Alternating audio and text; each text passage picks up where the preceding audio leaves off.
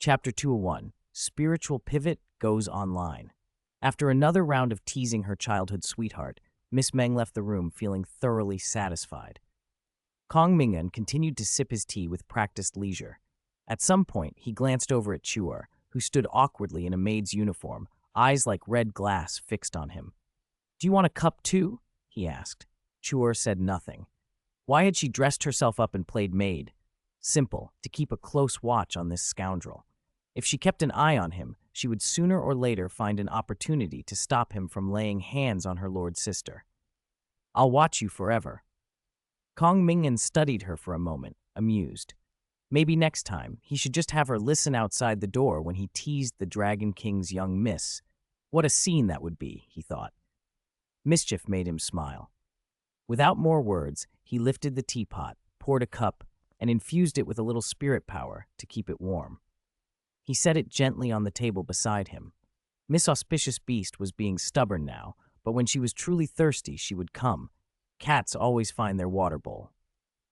Finished with that, Kong Ming'an returned to his research. With a slight mental adjustment, 2 spirit rings appeared beside him, opposing in color and nature. One dark purple, the other emerald green.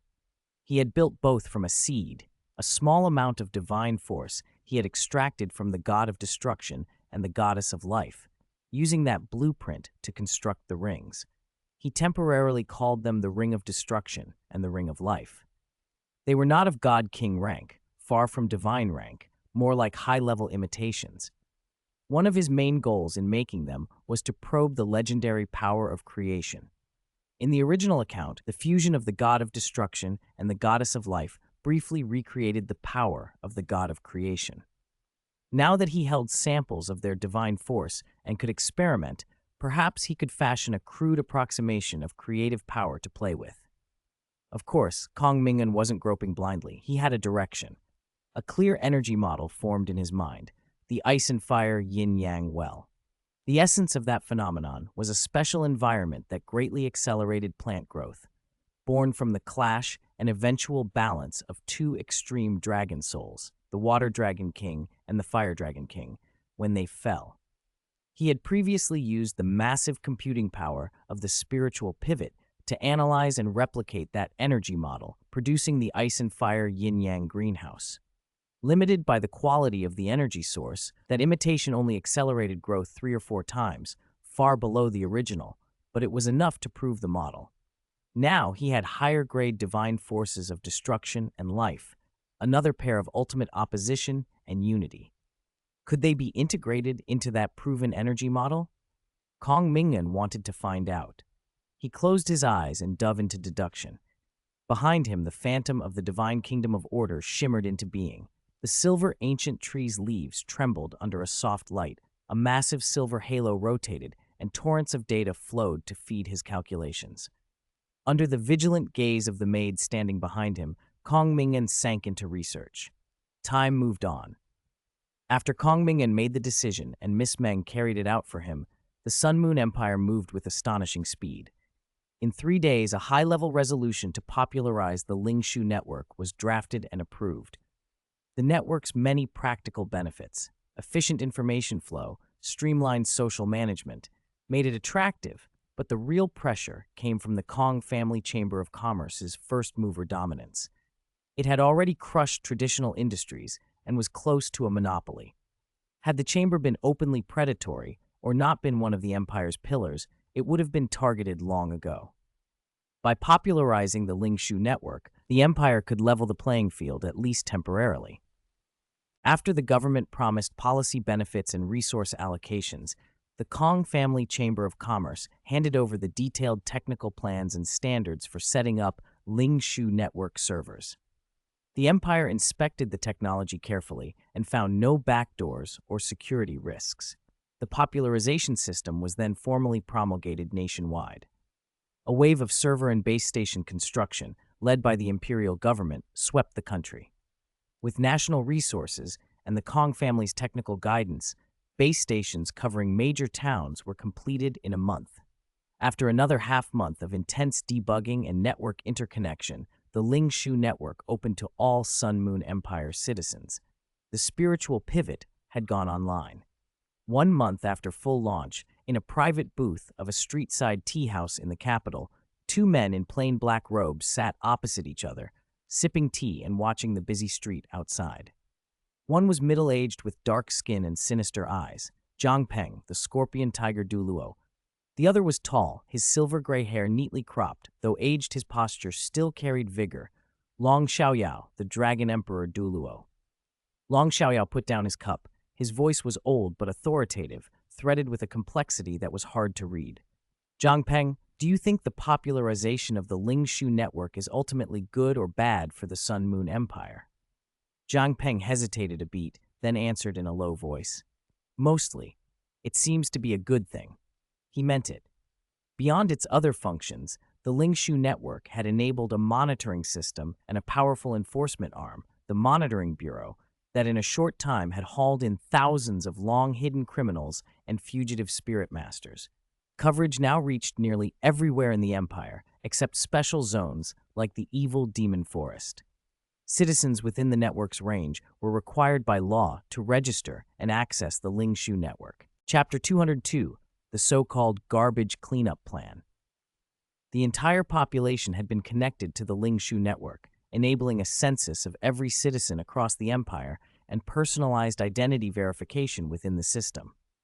For ordinary people, this was just another convenience. For fugitives with outstanding cases, especially the universally reviled evil soul masters, it was a catastrophe. Under the near-omnipresent surveillance of the Lingshu network, it became virtually impossible to hide. Enforcement teams from the Supervisory Bureau struck wherever the system marked a target, executing anyone who resisted. Even those who escaped the first sweep found themselves chased again and again until they were completely neutralized.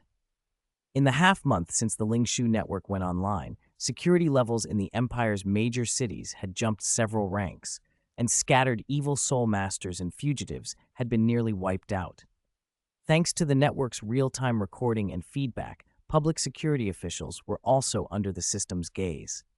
Any who neglected duty, sheltered criminals, or colluded with malicious forces were themselves marked. Suddenly, many formerly arrogant, corrupt officials became law-abiding. The Supervisory Bureau accepted only the system's markers when handling cases and showed no leniency. Execute first, report later. Imperial authorization. Dissatisfied? Take it up with our director, Silver Moon Duluo Kong Deming. Beyond heavy-handed governance, the Lingshu network offered practical assistance. It provided food to those struggling to get by, educational material for children, and real-time health scans for immediate care when needed. The network's expansion benefited the common people most of all. The cohesion of the Sun Moon Empire tightened almost visibly. Long Xiaoyao listened in silence and murmured, "Is that so? Well, it is a good thing, in part." He picked up his teacup, set it down again, and exhaled softly. "It's only a pity it isn't entirely good." He shook his head. The changes the network had brought were enormous. The Empire seemed renewed, but this seemingly flawless net had already been pierced. The current Crown Prince had secretly commissioned the Holy Spirit cult to obtain the network's construction method. What was originally a simple hire took an unexpected turn. Yi Shui copied some of the data, and then, inspired, cracked the Lingshu network. From it, she reverse-engineered a disguise system. With that system, the Holy Spirit cult's core members could hide their unique evil soul master auras and soul fluctuations inside the Lingshu network, temporarily masking themselves from the supervisory system's scans. The network's developers had noticed and upgraded their defenses, so the disguise wasn't a permanent loophole. It required limited keys that had to be updated regularly, but it worked for now. Using the network itself, the cult was sending covert invitations to all remaining, constantly fleeing evil soul masters and spirit master criminals throughout the Empire, summoning them to the evil demon forest, the few lawless acres the Lingshu network hadn't yet covered. In other words, to Holy Spirit cult headquarters. The irony was cruel. The network's encirclement, instead of rooting out the cult, acted as a forcing mechanism, driving desperate, scattered criminals toward the largest evil soul master organization in search of refuge. Deep in the evil demon forest, the Holy Spirit cult had now gathered more than 20 titled Duluo rank powerhouses. Their strength was unprecedented. Yeshi Shui had even developed an evil soul master search system through the Ling Shu network, preparing to expand into the Duluo Three Kingdoms to recruit more evil soul masters. The cult was thriving. Long Xiaoyao sighed inwardly. If not for the imposing power and prestige of Kong Deming, who dominated the capital, Yeshi Shui would probably have dragged him and the Crown Prince into attempting to overthrow the Sun Moon Empire already. For now, they had to accumulate strength in secret. Once Yeshi Shui's terrifying Tower of Death was finished, a bloodbath would likely follow. After a moment, he steadied himself and asked, "How much longer can your disguise system hold?" Zhang Peng replied, after a moment's thought, "About one more day." Long Xiaoyao rose. His black robe billowed though no wind stirred. "Then let's go. Orders say we still need to bring several newly found companions back to the Holy Spirit cult today." Zhang Peng stood as well and saluted. "Yes, Dragon Emperor." They left money for the tea, slipped out of the tea house, and melted into the stream of people in the street. Neither of them noticed it, but during their conversation and as they walked, a faint, pale silver light flashed now and then in the deepest part of both their eyes, so faint it almost blended with the natural color of their pupils. Illusionary, yet real, it was undetectable to others. In the Kong family merchant chamber's laboratory, Kong Ming'an lounged on a comfortable sofa and flicked through the Ling Shu network. He watched the progress bar of a program he called the Garbage Cleanup Plan crawl steadily upward and felt a small surge of satisfaction. His idea felt elegant in the way a neat sweep of a broom makes tidying a room effortless. Rather than chasing scattered garbage, one piece at a time, first coax everything to gather together, then scoop it up and throw it away. He couldn't cause targets to die just by operating through the network, but he had smaller, subtler levers. He could nudge the subconscious of a certain limit Duluo, plant an idea, give her that flash of inspiration that led her to crack the Ling Shu network and build both the disguise system and the evil soul master search system used to contact her kind. She was a rank 9 soul engineer, destined to be able to craft rank 10 spirit tools. Dealing with the Ling Shu network was trivial for her. That, thought Kong Ming'an, was perfectly reasonable. 203. Feasibility of data-driven troop expansion. By inserting just one or two suggestions while someone was already thinking, they would take them for their own sudden inspiration and never notice the external guidance. The whole process felt perfectly natural, without a flaw. The only shortcoming was that the Divine Kingdom of Order's mental interference still had trouble with limit duo like Ye Shishui and Long Xiaoyao. If it could improve further and the Order's influence spread across the entire Duluo plane, he could implant an imprint of absolute obedience the moment an evil soul master connected to the network, making them line up to report to the Chamber of Commerce and wander into the materials room, ready for him to use whenever he wished. Of course, the present situation wasn't far off. To Kong Ming'an, the Holy Spirit cult had become a vast, automatically cataloged materials library. Through the Ling Shu network, his personal database listed the strength, characteristics, and locations of every asset in neat, searchable form. When he needed materials for an experiment, he could search remotely and seize the right specimen instantly. As the Holy Spirit cult grew and prospered, the occasional unexplained disappearance of one or two members was perfectly normal.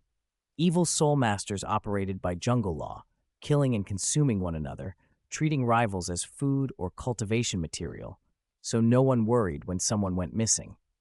And when they did, the Divine Kingdom of Order could always be used to brainwash them. It found it hard to completely subdue limit duo like Ye Shishui and Long Xiaoyao, but for average evil soul masters, it worked cleanly and reliably. He closed the Ling Shu network's light screen and casually raised a hand. Instantly, a lithe figure in a black and white maid outfit glided forward, golden hair, red eyes, professionally presenting a cup of tea at just the right temperature. The motion was fluid, practiced. Kong Ming'an smiled. She didn't. She handed him the tea without a word, then turned and returned to her usual watch post, staring at him all the same. It had started from a single barb he'd tossed earlier. "You can't even pour tea. What kind of maid are you? Why don't you go home?" It was obvious provocation, and Miss Auspicious Beast had taken it. She refused to be shooed away and, to stay close and keep an eye on him, learned the duties of a maid. Reluctant and awkward at first, she had gradually become competent. Now she put on the uniform every day and watched him attentively, even without prompting. From a distance, Wang Donger watched, propping her chin on her small hand, looking bemused. She'd signed the deed of sale. On paper, she was the nominal personal assistant. How had her good sister become his maid and taken over the tea service? Was her sister trying to replace her?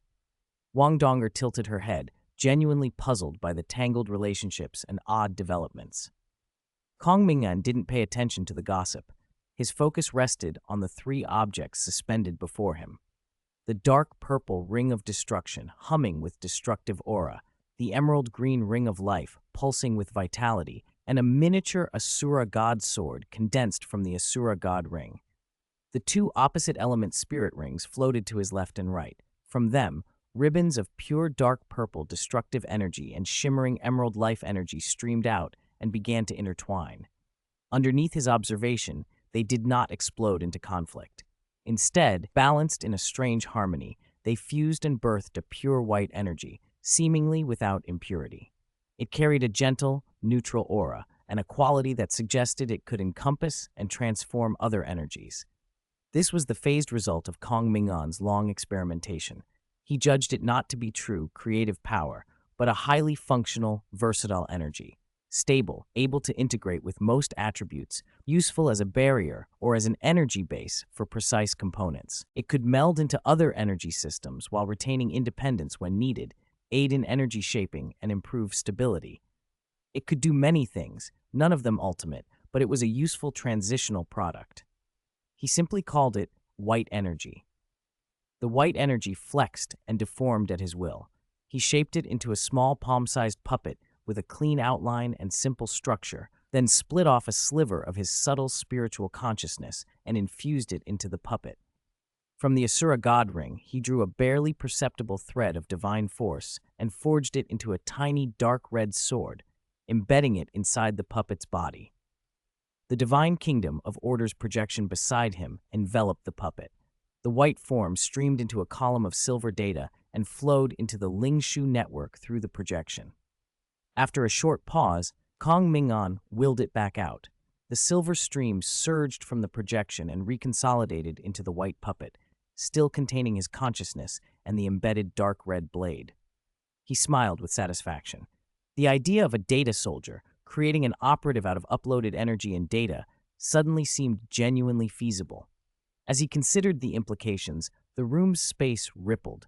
A stable spatial gate opened, and a girl in the uniform of the Sun Moon Royal Soul Engineering Academy stepped through.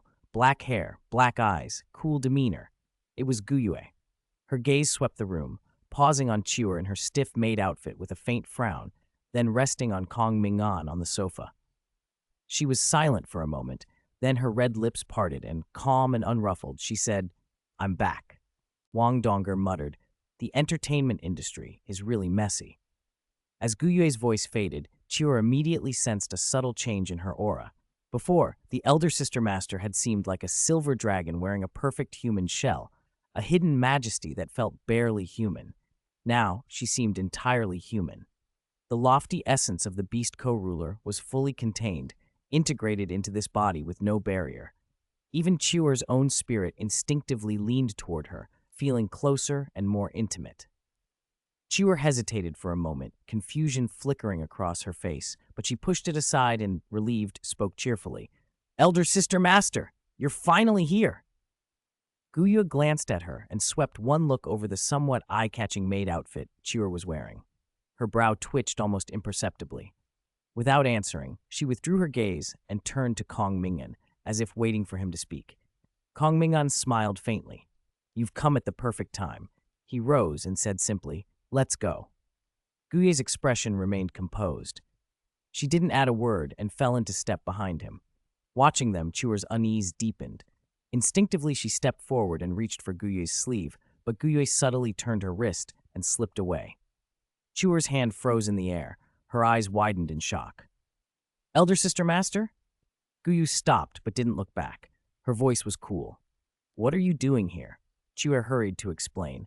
I was afraid he would attack you, elder sister master, so I— Guyue raised a hand and cut her off. Her tone was unusually calm.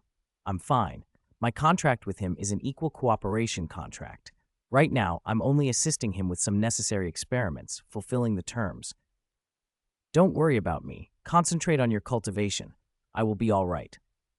But Chuer wanted to argue, but Guyo gave her no opening. She walked on and caught up with Kong Ming'an, who was already moving ahead.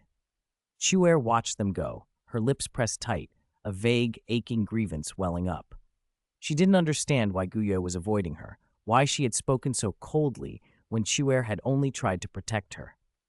After a moment, defiance flared in Chuer's eyes. She gritted her teeth and followed them. From a distance, Wang Donger, who had watched everything, rubbed her forehead and felt a headache coming on. The drama never ended. Moments later, inside the laboratory, the heavy metal door closed silently behind them, and the spirit tool formation rose to isolate the room completely. What did you do to Chuer? Guyu, who had been silent until now, finally asked. Her voice was restrained but carried accusation. It's not what I did to her, but what Chuer did herself, Kong Ming'an corrected. Guyu frowned, puzzled. Kong Ming'an made no hurry and extended his hand. Guyue hesitated, then remembered and slipped the storage spirit tool from her wrist, handing it to him. He took it, summoned silver spirit rings that pulsed with pure elemental fluctuations, and produced vials of silver-white liquid. These were the spirit power and blood samples she had prepared.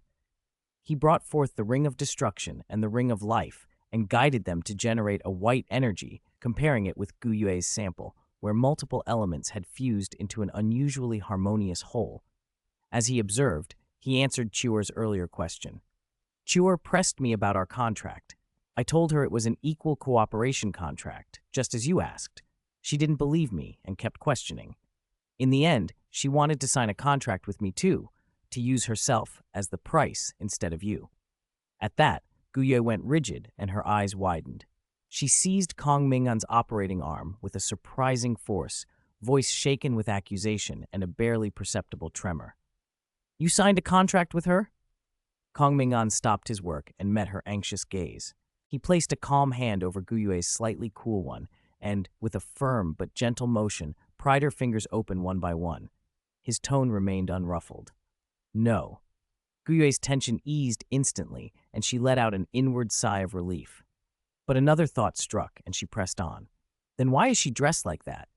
She wanted to keep an eye on me, Kong Ming'an said, to stop me or alert you if I tried anything. She insisted on staying by my side. I couldn't shake her. I had to give her a role, a reason for being there. So she became a maid. Chuer did that for her. Guye relaxed a little. At least no contract had been signed, and Chuer was merely acting as a maid. That would have been dangerous otherwise. But then Guyu's expression tightened again, and she looked at Kong Ming'an with a serious tone. You cannot harm Chuer. Kong Ming'an paused and tilted his head. Why can't I? Guye reached for the contract as if it could bind him. The contract terms. He cut her off. The content of our contract is, do not let me tell others the true content of our agreement. Refer to it externally as an equal contract. Is there a single clause in there that says, I cannot harm Chuer? Guyo was speechless. Her mouth opened, but she had no refutation. The clause was indeed absent. That's sophistry, she snapped. I haven't breached the contract, Kong Ming'an said calmly. Guyo bit her lower lip, frustration and helplessness warring inside her. She leaned forward until she was almost on him, eyes burning with repressed fury. You can't do this. I haven't breached the contract. You. She glared at him for a long, heavy beat. Then, as if sapped of strength, she forced out words through gritted teeth, swallowing immense humiliation. Fine. Whatever you require, I will do it, as long as you do not harm Chuer. Kong Ming'an chuckled softly. Isn't that what you're supposed to do? Guyue's face stiffened. He reached out, caught a strand of her black hair that had fallen naturally across her shoulder, and looked down at it with an expression as calm as ever. Don't forget the terms between us, Your Majesty the Silver Dragon King. Or are you planning to breach the contract? Guyue's body trembled. For a moment, she lost her strength and stumbled backward.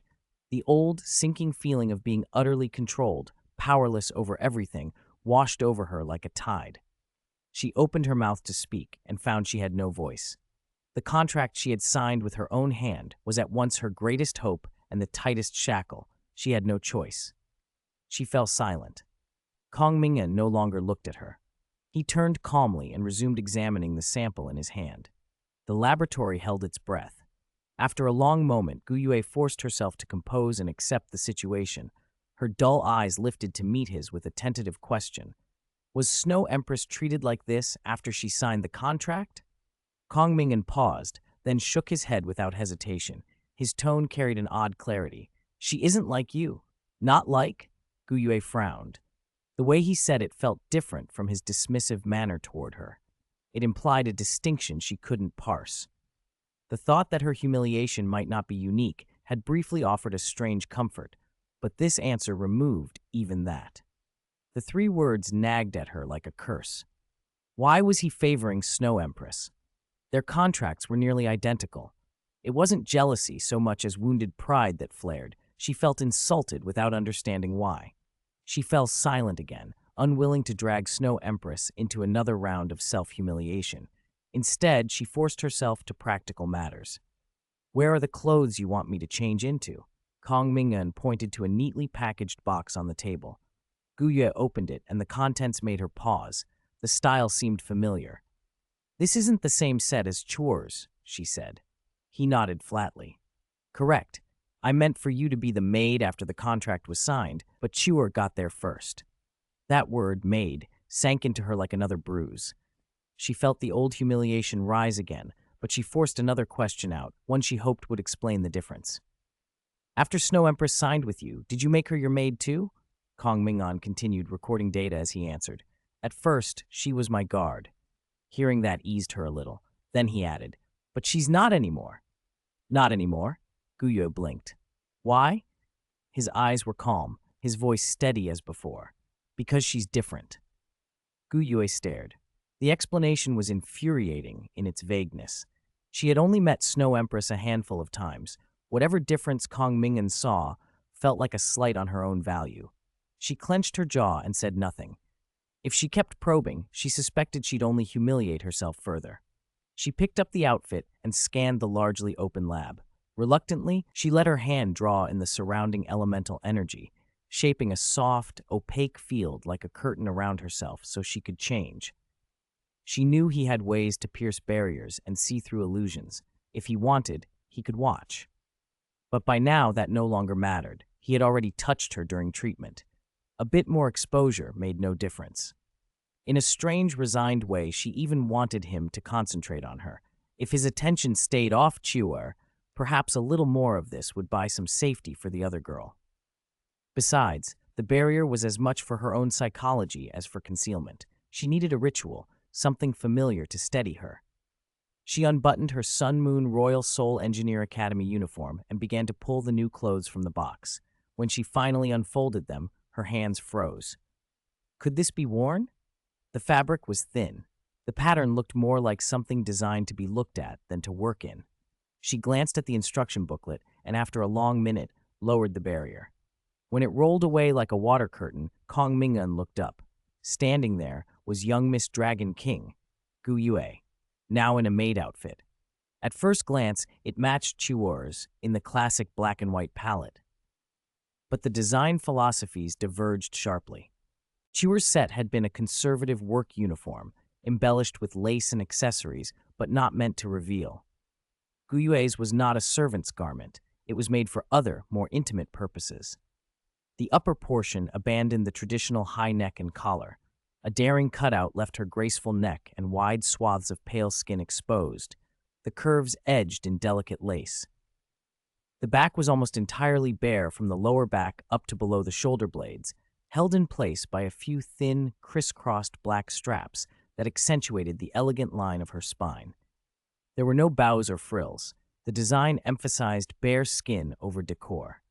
The skirt itself was slightly longer, covering her slender legs, but its clever overlapping front and back cut meant a subtle step parted the fabric and revealed a layer of thin white suspender stockings beneath. The stockings were edged with lace and attached to the corset by suspenders that appeared and concealed with each movement, making the whole ensemble simultaneously suggestive and functional. In short, the outfit was not intended for ordinary maid work. It had been crafted for other, far more personal, duties. Chapter 206, The Silver Dragon King's Astonishing Wisdom. Feeling a faint chill on her skin, Guyu instinctively covered her chest with one hand and clutched the overlapping slit of her skirt with the other to avoid any accidental exposure. Her expression was awkward. She could tell the main restriction of the outfit came from the few decorative but crucial ties at her lower back. If those were undone, the whole thing would fall apart. It was designed to be easy to remove. Kong Ming'an watched in silence, appreciation flickering across his face, until the young Miss Dragon lifted her ink-dark eyes and fixed him with a stare. Her natural aloofness, mixed with barely concealed humiliation and a stubborn refusal to submit, coalesced into a complex, cold gaze aimed straight at him.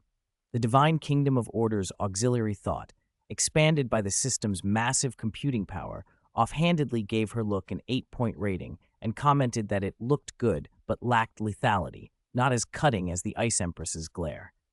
Guyue, clearly wanting to bite his head off, said nothing. Kong Ming'an kept his usual calm tone. "Come here."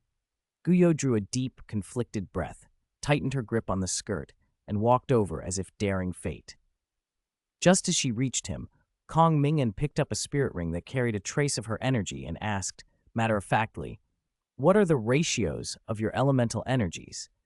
Why do the spirit rings you use differ slightly? When you use your spirit ability, does changing the ratio change the effect?" She had prepared herself to lie on the test table and surrender everything, so the sudden technical questions threw her off. "What ratio?" She blinked, slow to respond. "Wait, did you call me over for this? You called me here to ask about ratios? I'm not interested in that right now. Answer my questions first." A faint silver glow rose in Kong Ming'an's eyes. Within it, traces of dark red swirled. Using the Asura god position origin, he had developed a way to temper his chaotic impulses with the god position's cold, killing intent. He could indulge in odd thoughts or strange tastes, but he refused to let those whims dictate him. After all, the young Miss Dragon's form adjustment plan was still in progress and couldn't be rushed. Guyo glanced down at her clothes. Shouldn't an experiment be conducted in a more appropriate outfit? If he only wanted answers, shouldn't she be in something normal, perhaps a white lab coat? Who cited theories while dressed as a maid? The whole scene felt absurd, and the discomfort rose again, but she stifled it and tried to answer. She had glanced through the Academy's basic texts on elemental ratios. Kong Ming'an had handed her that spell cultivator primer, and although she'd thought much of it unnecessary compared to intuition, her strong memory meant she'd retained it. She sought the answer in her head, then stopped. "What's wrong?" Kong Ming'an asked, noticing her hesitation. There was a few-second silence. Her voice, when it came, was faint and unsure. "I don't know." "You don't know?" He frowned. "Do you just mix them randomly?" Guyu admitted, demonstrating with a fingertip as she released a spirit ability and drew elemental threads in the air. "More or less. I release spirit power by instinct, then intuitively harmonize it. It just works." Kong Ming'an held his silence for a moment, then took out several of her spirit rings and asked again, "Then what about the basic energy composition model for these spirit abilities? How are their stable structures formed?" She pressed her lips together. Her reply was softer this time. "I don't know." Her abilities were ones she'd had since birth, bloodline gifts that felt as natural as breathing. She had never felt the need to analyze their underlying structure. Kong Ming'an fell quiet, and when he looked at her this time, there was a trace of the same appraisal he used on the Ice Empress. He scanned her from head to toe and asked with a tone that carried judgment, "So what exactly did you learn at the Sun Moon Royal Soul Engineer Academy these past few years?" Under his gaze, she felt a twinge of guilt. The Academy's basic knowledge, spirit tool usage and manufacture, and "What is your current true spirit tool manufacturing level?" he interrupted. "Ninth rank," she answered a bit more confidently. "Then how do you engrave spirit tool arrays?" Guyue opened her mouth and hesitated. Her silence stretched awkwardly. Kong Ming'an rubbed his forehead and tried one last time, incredulous. "You don't engrave the arrays by some method, Do you just do it by intuition as well? She remained silent. Kong Ming'an stared at the young Miss Dragon in her maid outfit, whose face now showed not defiance but a guilty, embarrassed frankness, and he didn't know what to say. So she knew the general direction of things, and then bulldozed the whole process with intuition? No wonder the Academy had described her as possessing innovative thinking in spirit tool manufacturing. Turns out, he thought wryly, it wasn't innovation, it was pure intuition. He had really seen it now. With a long exhale, Kong Ming'an pulled out a stack of textbooks, materials he had compiled earlier using the idle computing power of the spiritual pivot. They were designed to guide experiments and move the process forward. Snow Empress, Ice Empress, Chewer, and Donger had all studied them. Now it was the young Miss Dragon's turn. All right, he said. I'll reteach you the basics. Study hard and understand them, okay? Guyue blinked. The idea of studying all that while dressed like this felt even stranger than the rest of the afternoon. Time passed slowly. Several quiet hours drifted by. In a corner of the laboratory, on a soft carpet, two figures sat on the floor. The girl hunched over a low table, spiritual power flowing at her fingertips as she carefully sketched diagrams of soul guidance arrays and basic spirit ability construction modules, her face intent. Beside her, the young man propped his chin on one hand and looked mildly languid. His eyes never left her work, and he occasionally offered a suggestion, somehow relaxed and satisfied. Kong Ming'an was in a good mood. At first, he had assumed Guyue would be a learning dummy like the Ice Empress, but he was quickly proven wrong. Guyue wasn't incapable of learning. She simply relied too heavily on an instinctive, almost divine rank intuition. She could skip deduction and analysis, resolve problems by sheer feel. My super brain tells me this is right, and jump straight to the solution without knowing the specifics. Over time, that habit had produced a kind of mental inertia. Fortunately, she wasn't truly unable to learn. Her formidable mental force granted her terrifying learning and memory abilities.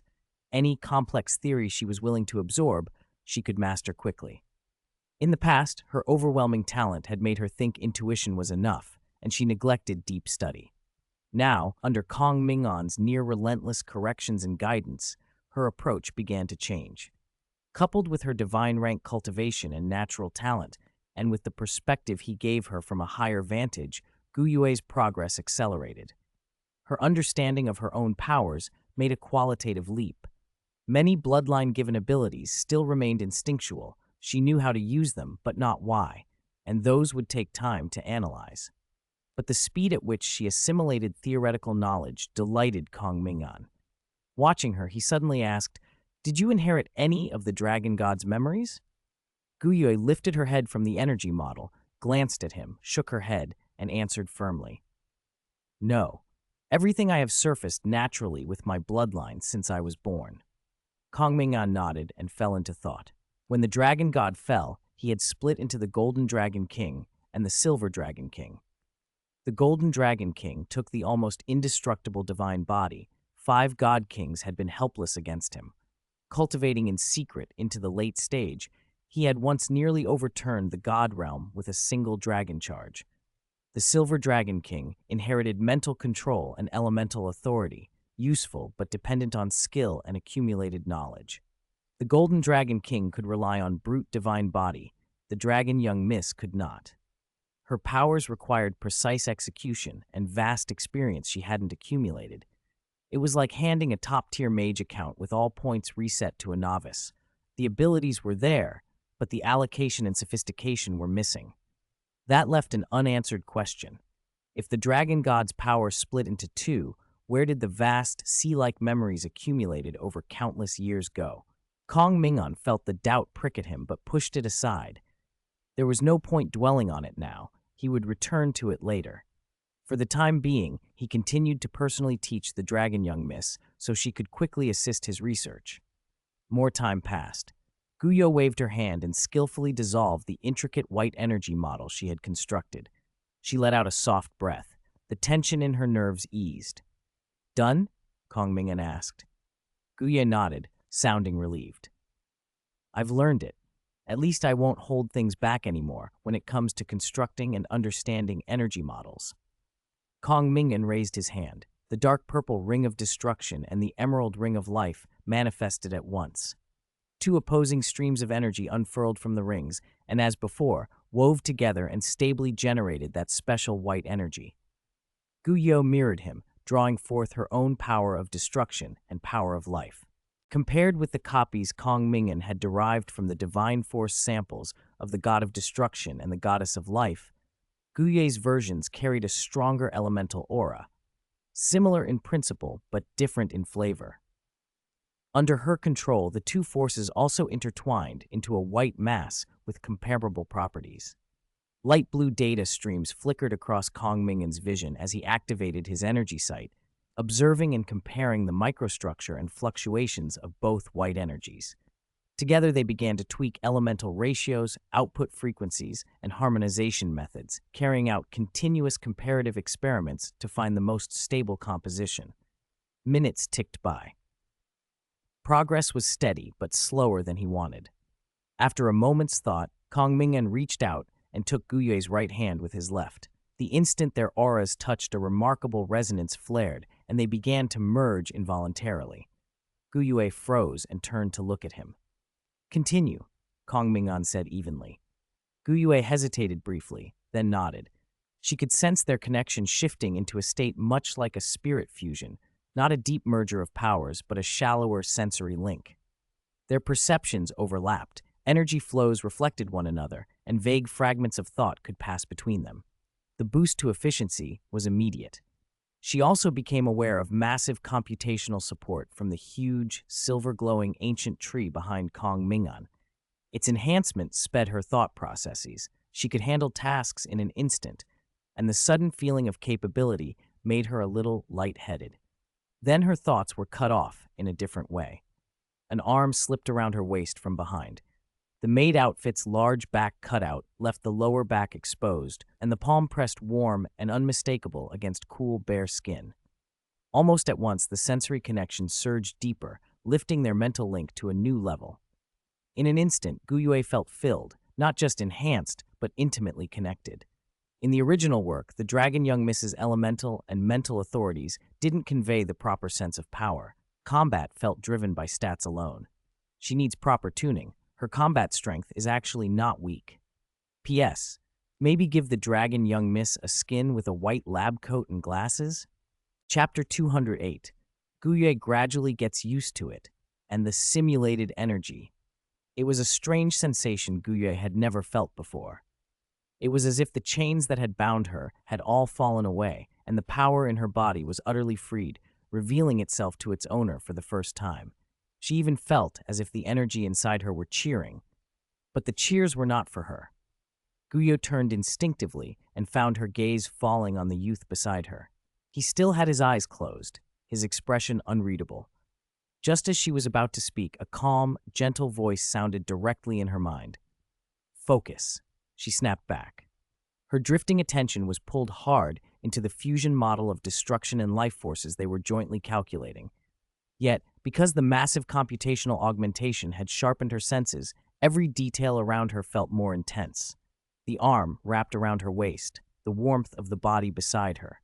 Her body stiffened for a moment, and a wave of inexplicable awkwardness washed over her. Immediately, she began the small rationalizations she always used to steady herself. "He only touched me. A hug is nothing. This is for the research. The worst that will happen is lying down." With each thought she calmed, the discomfort ebbed, and a sense of practicality returned.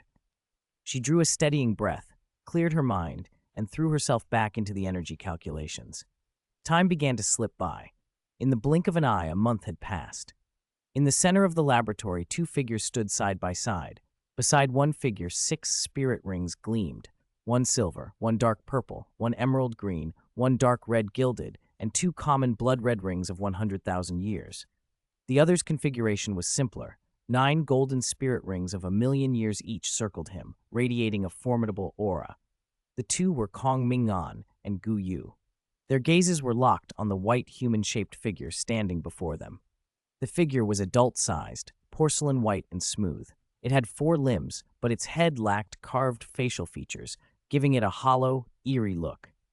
Guyue still held Kong Ming'an's hand and remained in the thin, cool maid outfit. The initial embarrassment and humiliation were gone. She now had the composed air of someone used to the situation. A faint silver light shone in her eyes. Her expression was cool and analytical, the look of a researcher.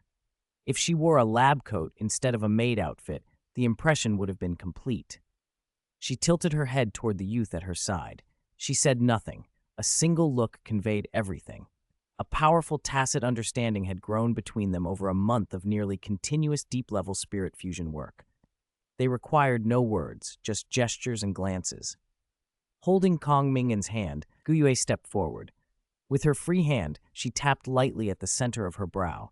A flash of light gathered on her fingertip, a condensed strand of mental consciousness, like a pale thread.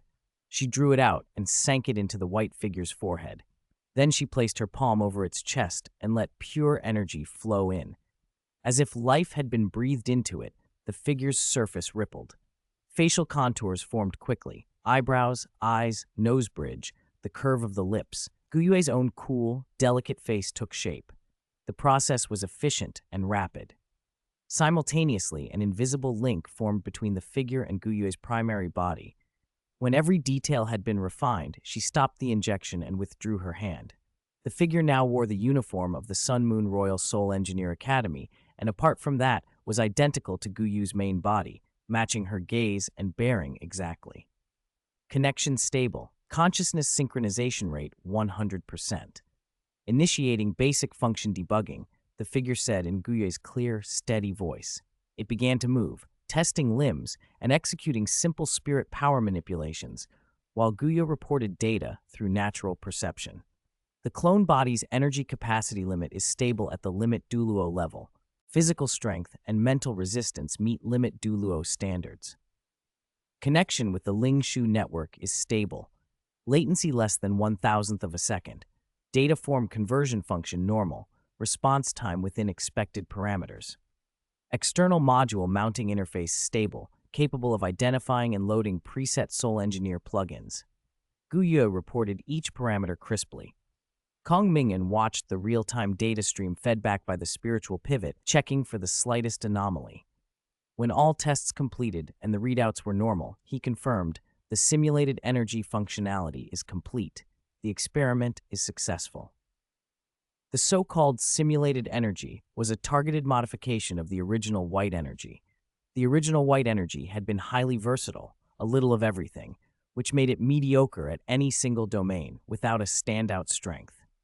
Kong Ming'an's aim, working together with Guyue, a master of elemental and mental forces, was to amplify a core trait of the white energy, its ability to transform into or fuse with other energy systems while preserving its own independent structure when needed.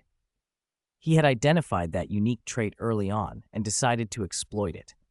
If the white energy could reliably carry and preserve consciousness information, it would become an ideal medium for data-based rapid troop deployment. To understand this, one must first recognize the difference between ordinary elementalization and data forming. Ordinary elementalization depends on specific anchors to stabilize form. Data forming, which allows an entity to move freely within the Ling Shu network, is more specialized. It demands extremely powerful mental force to anchor one's self-consciousness. Without that, a consciousness can be washed away and assimilated by the network's vast, chaotic information flow, resulting in permanent loss of awareness with catastrophic consequences. The white energy's partial resistance to such assimilation made it a unique candidate. Kong Ming'an honed that aspect and specialized it into what he called simulated energy. Using simulated energy as raw material, they could construct high-load clone bodies. The user then injects a partitioned portion of their consciousness into such a body, allowing them to control the clone to roam within the Ling Shu network. If the user supplies remote power with their own spirit power, they can achieve ultra-long distance, virtually zero latency connections, and control through the Ling Shu network. If the Ling Shu network covers a wide enough area, cross-plane operations become possible, and these capabilities could be fully leveraged in planar warfare. 209. The prototype of the fourth calamity. Long ago, he had sketched two solutions to the enormous energy demand that would come with system advancement: look beyond the cosmos, or turn his gaze toward other planes. The first avenue had already borne fruit in the form of the divine kingdom of order. The divine kingdom could, in theory, solve the energy supply problem for divine rank powerhouses, and even feed energy back into the Duluo plane to some degree. The catch was a vicious circularity. To use the divine kingdom, you needed a mature divine kingdom. To build one, you needed divine rank power or its equivalent, and to achieve that power, you needed a massive energy input. The only current way to break that loop was to squeeze every last bit of energy from the native spirit masters of the Duluo plane, a crowdsourced, early-stage ascension. That method would work in the early stage, but in the late-stage energy would become an unavoidable bottleneck. The limited native energy would be totally insufficient, and forcing it would strangle the whole system's development. To escape that trap, he had to look beyond the duo plane, into the other planes of the infinite void realm, and tap their energy. Take the abyss plane, for example. Its inhabitants were notorious for their strange rules of immortality, killed, yet they revived under special conditions. That oddity could be turned to advantage. If, under the jurisdiction of the divine kingdom of order, and using the Ling Shu network as a transmission channel, qualified users could produce cost-controllable spiritual pivot clones and send those clone armies into the abyss plane, then the abyss creature's resurrection rules wouldn't matter. The clones could be made to regenerate endlessly. They wouldn't fear death. Clones that could be sacrificed without remorse, if their production costs could be optimized, and if they could feed energy back to their originals after defeating enemies, would be the rudimentary form of a fourth calamity, a force indifferent to death, untroubled by terror, hungry only for experience and reward. Moreover, because of the special nature of the spiritual pivot clones and provided enough energy, he could theoretically mass-produce them at limit Dulu level. It would be revolutionary. Looking at the puppet version of Guyu arranged in the lab, Kong Ming'an allowed himself a small sigh of relief. The whole experiment had taken just over a month. The results were astonishing, but not inexplicable.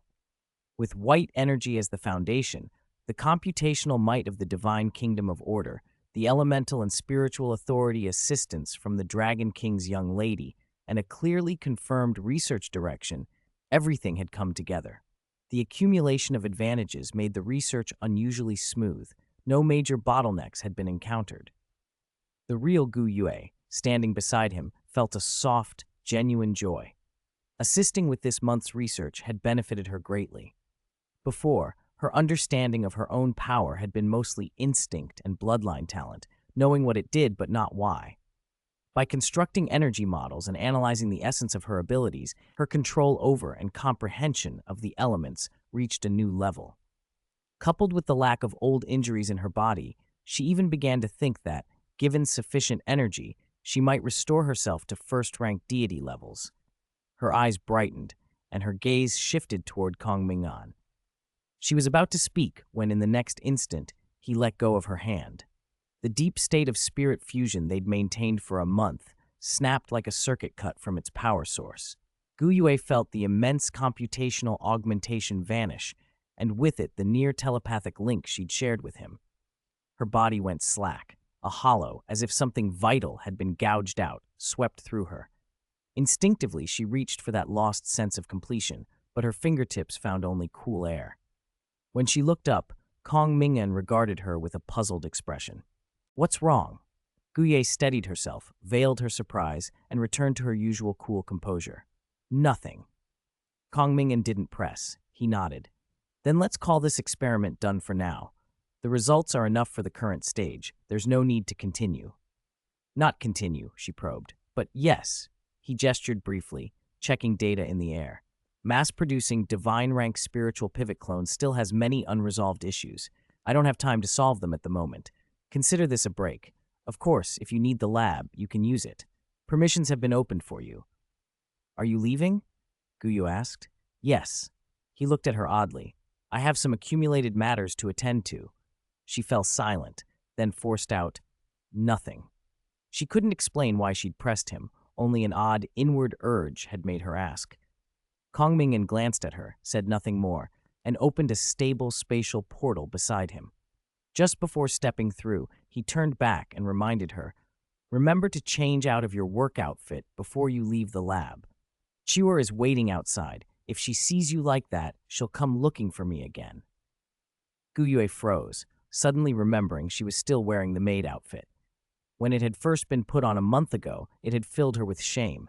Now, oddly, she no longer felt the same revulsion. Perhaps she had simply grown used to it. Kong Ming'an had already vanished through the portal. The lab felt oddly empty. After a long moment, Guyue reached behind her and unfastened the straps at the small of her back. The maid outfit lost its support and fell away like petals, exposing a swath of fair skin to the air.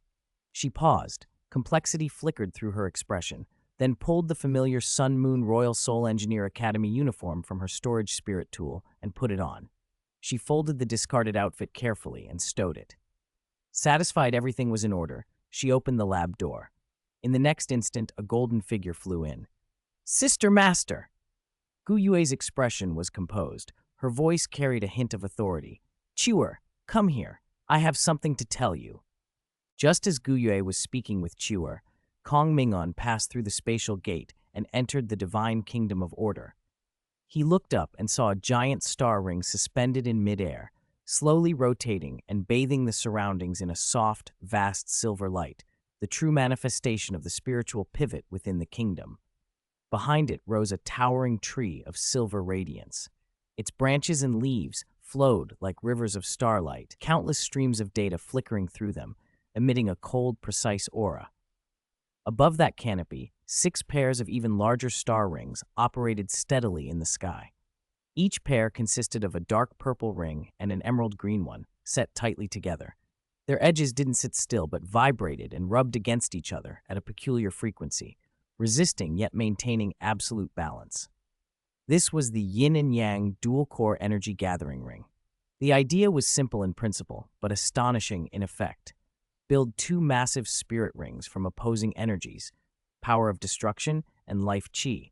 Condense stable energy conversion spirit cores at their centers and pair them as complementary yin and yang cores. Together, they could extract and convert the chaotic universal energy drawn from the Duluo plane with unimaginable efficiency. With continuous infusion from the 6 pairs of dual-core rings, and given that the divine kingdom of order was only about 1/3 the size of Capital City, the energy concentration inside the kingdom had already reached more than 10 times that of the outside world. That calculation even allowed for some energy being diverted to capture plane fragments for expansion and to support the Snow Empress's cultivation. Otherwise, the concentration could have been even higher. Kong Ming'an paused, took a quick read of his surroundings with a thought, then stepped into another area of the divine kingdom. The temperature dropped immediately, as if he had moved into the extreme north. A familiar cool hand reached out and took his. The Snow Empress glided up beside him, leaning against him with a calm, natural ease that made the contact seem part of the air between them. There were no formal greetings. They were too familiar for that. A touch said what words would have. She closed her ice-blue eyes and nestled her cheek against his neck, sniffing softly. Her brows twitched almost imperceptibly. Then she leaned closer, her nose brushing his skin as if testing something. After a moment, her expression smoothed into mild puzzlement. She looked up at him without expression and asked, "You didn't do it?" Kong Ming'an answered evenly, "Just normal research."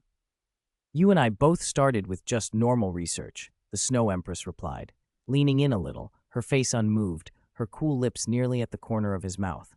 "She won't escape." Kong Ming'an glanced to the side, but made no reply. He felt, oddly, that the Snow Empress understood him better than he understood himself. He turned his gaze forward. In the distance, an emerald green, extremely cold mist swirled like a living thing, and in its center a petite figure was faintly visible. The Ice Empress. "How is she doing?" he asked. "She's condensing her 4th star ring. It's nearly finished," the Snow Empress said indifferently. Kong Ming'an understood. The divine kingdom of order's energy environment was built to support divine rank cultivation. Assisting the Ice Empress with her 4th ring was well within its capacity. Failure was virtually impossible, and if anything went wrong, he and the Snow Empress could intervene at once. Foolproof. They sat down nearby. The Snow Empress leaned against his side, her body close, her gaze fixed calmly on the distant figure. Then she asked, "Do you need my help?" Kong Ming'an hesitated, thinking it over. Probably not necessary. The Snow Empress didn't open her eyes. Then it is necessary. They were talking about the Ice Empress. The last time, months ago, she had vanished in an instant before he could react. Her legs weren't long enough to stay hidden forever, but he wasn't about to let her slip away again. At least this time, he wanted to tease her a little first. The Snow Empress offered a plan without hurry. "You go first. I'll hold her down." Kong Ming'an found the division of labor oddly straightforward and turned to look at her. She met his glance and said calmly, "Binger won't really be angry. She'll probably just put on a brave front for a while and then give up resisting." Kong Ming'an could only look on in silence. The Ice Empress was exactly like that. Sharp words, soft compliance. The Snow Empress was about to add something when both of them simultaneously fixed their attention on the emerald mist. The Ice Empress's breakthrough was coming to its end. From the core of the swirling mist, a thread of freezing aura, capable of solidifying everything, began to emerge. 4 ice-blue spirit rings, brilliant as crystal nebula, rose from the fog and slowly rotated around the central figure, dispersing the mist to reveal the girl inside. She had green hair and golden eyes, a doll-like face that wore unabashed cold and indifference. Her white and green knee-length dress traced a petite silhouette, and beneath it her slender legs were snug in white stockings, small and almost childlike. At last she opened her eyes, a streak of ice-blue light fading from their depths. Feeling the surge of power and a 4th star ring now stably operating, the Ice Empress exhaled gently, her eyes flickering. "Success!" A flash of joy brightened her heart, quickly shadowed by irritation. From the start of condensing the 4th ring until its completion, that man hadn't shown up once. She remembered how she'd fled without listening a few months ago and pursed her lips with mild regret. But the feeling passed in an instant. What good was regret? She had run. There was no running back now. If she went back, who knew how he'd mock her? She lifted her hand to disperse the remaining mist, intending to step out, when, without warning, a slender, unexpectedly strong hand reached through the lingering fog and seized her wrist. Binger's thoughts went blank for a moment, then an irresistible force yanked her outward. She lost her balance and, before she could react, tumbled into a warm embrace. The warmth surrounded her. She instinctively fought, but the aura felt familiar, and she froze for an instant. In that instant, a hand came to rest on her slender waist and squeezed gently. "No, you!" she hissed. She snapped back to awareness. She was firmly held, one of her hands pinned, her back pressed tightly to a chest, the steady beat of someone's heart against her spine. When had he arrived? Why hadn't anyone warned her? She tried to struggle harder, but the hand at her waist applied a gentle pressure that sent a tingling through her limbs. Her strength left her. She sagged and found herself breathing shallowly. The man beside her spoke in a serious voice. "Don't move. I'm checking your body." What kind of examination was that? Who examined someone like this? Binger fumed inwardly, but she was powerless. Then a second cold presence slipped up beside them. Her eyes brightened as if she'd seen a savior. She turned to plead, only to hear the newcomer ask calmly, "Want me to hold her down for you?" Binger froze. "No. What are you saying?" Her body stiffened again. The newcomer took the hand she'd been using to shove him away. Using one hand, he settled on her waist, and with Kong Ming'an's hand at her other side, she was literally sandwiched between them. She was trapped. She looked up at the man near her, golden eyes full of bafflement and accusation. He only said lightly, "Just a body check." It wasn't that she didn't want to move. She simply couldn't. The two of them were clearly working together. Escape seemed impossible. Then, simultaneously, 2 different spirit powers flowed through her from front and back, merging with the power already in her. A marvelous resonance occurred. Her spirit power fused almost effortlessly with the 2 new currents, their auras becoming one. It was a Trinity spirit fusion. Binger blinked, her vision cleared. So it really wasn't just an excuse. Time slipped by in a peculiar, intoxicating stillness. After a while, she lowered her gaze and felt the spirit ring at her side operating steadily. Internally, she checked herself. The 4th star ring, was far more stable than before, and even her previous power had been refined, made purer and better integrated. She felt astonishingly well. The spirit fusion skill, normally a combat technique, was being used in a different way. She had been carried like this before, but this time it was even more extreme. In the Trinity fusion, she possessed a divine rank foundation, and Kong Ming'an could call on the blessing of the divine kingdom of order. Combined, they were stabilizing her condition with extraordinary care. A sliver of resignation crept into her thoughts. If she couldn't leave anyway, perhaps just lying still would be easiest, and maybe she'd be bothered a little less. With that weak justification, she eased in Kong Ming'an's arms and tried to sound colder when she turned her head. "Aren't you going to let me go now?" Kong Ming'an looked down at her, eyes half-lidded, and chuckled. "Your body doesn't seem to agree." His hand pressed gently at her waist. His fingertips traced the soft curve through the fabric of her dress. Binger let out a muffled sound and melted further against him. He knew exactly how to disarm her. Gritting her teeth, she forced out, "Let go." Instead, he tightened his hold, his cheek brushing her hair, his warm breath flicking the sensitive shell of her ear. "Just a little longer," he murmured. She flared inwardly, utterly speechless.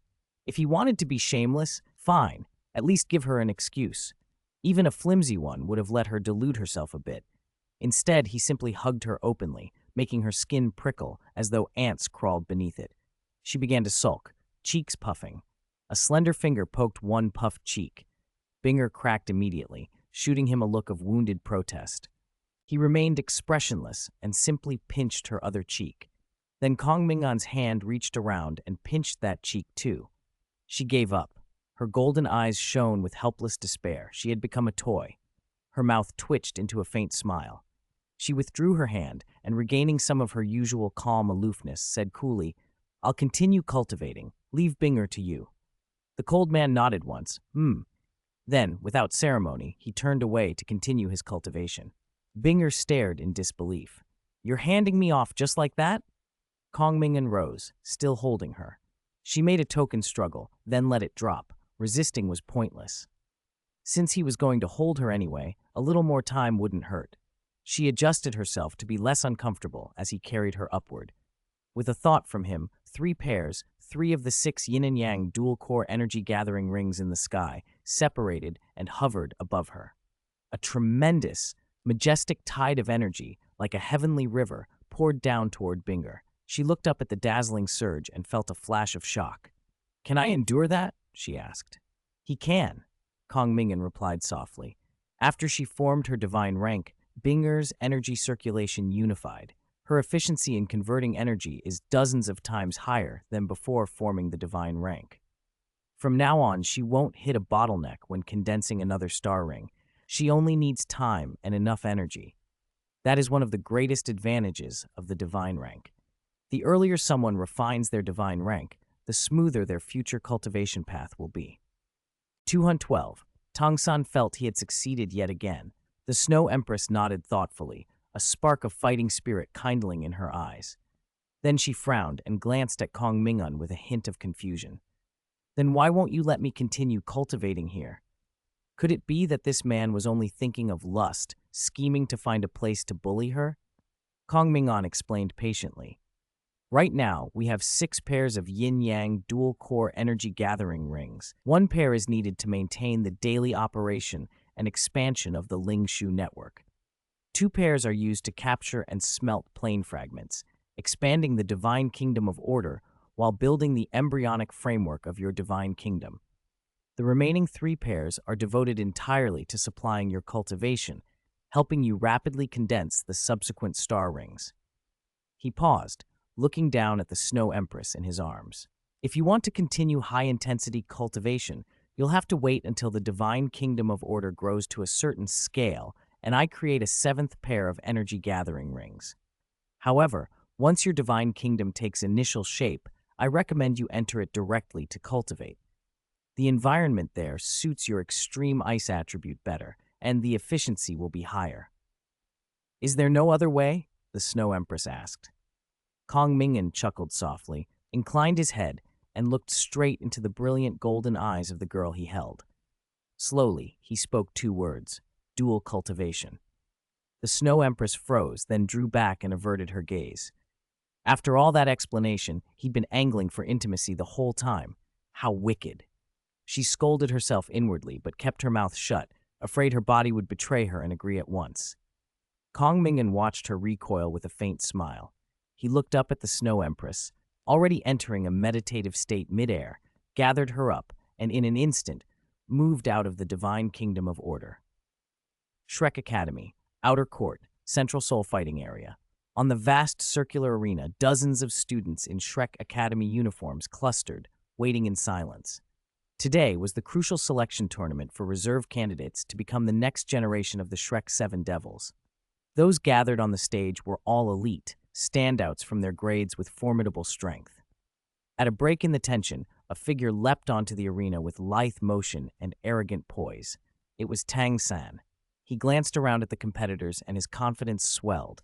He felt capable, once, twice, thrice, over and over again. A few months ago, after completing the God test at the Golden Ancient Tree, he had suddenly lost consciousness and woken later in the Academy infirmary.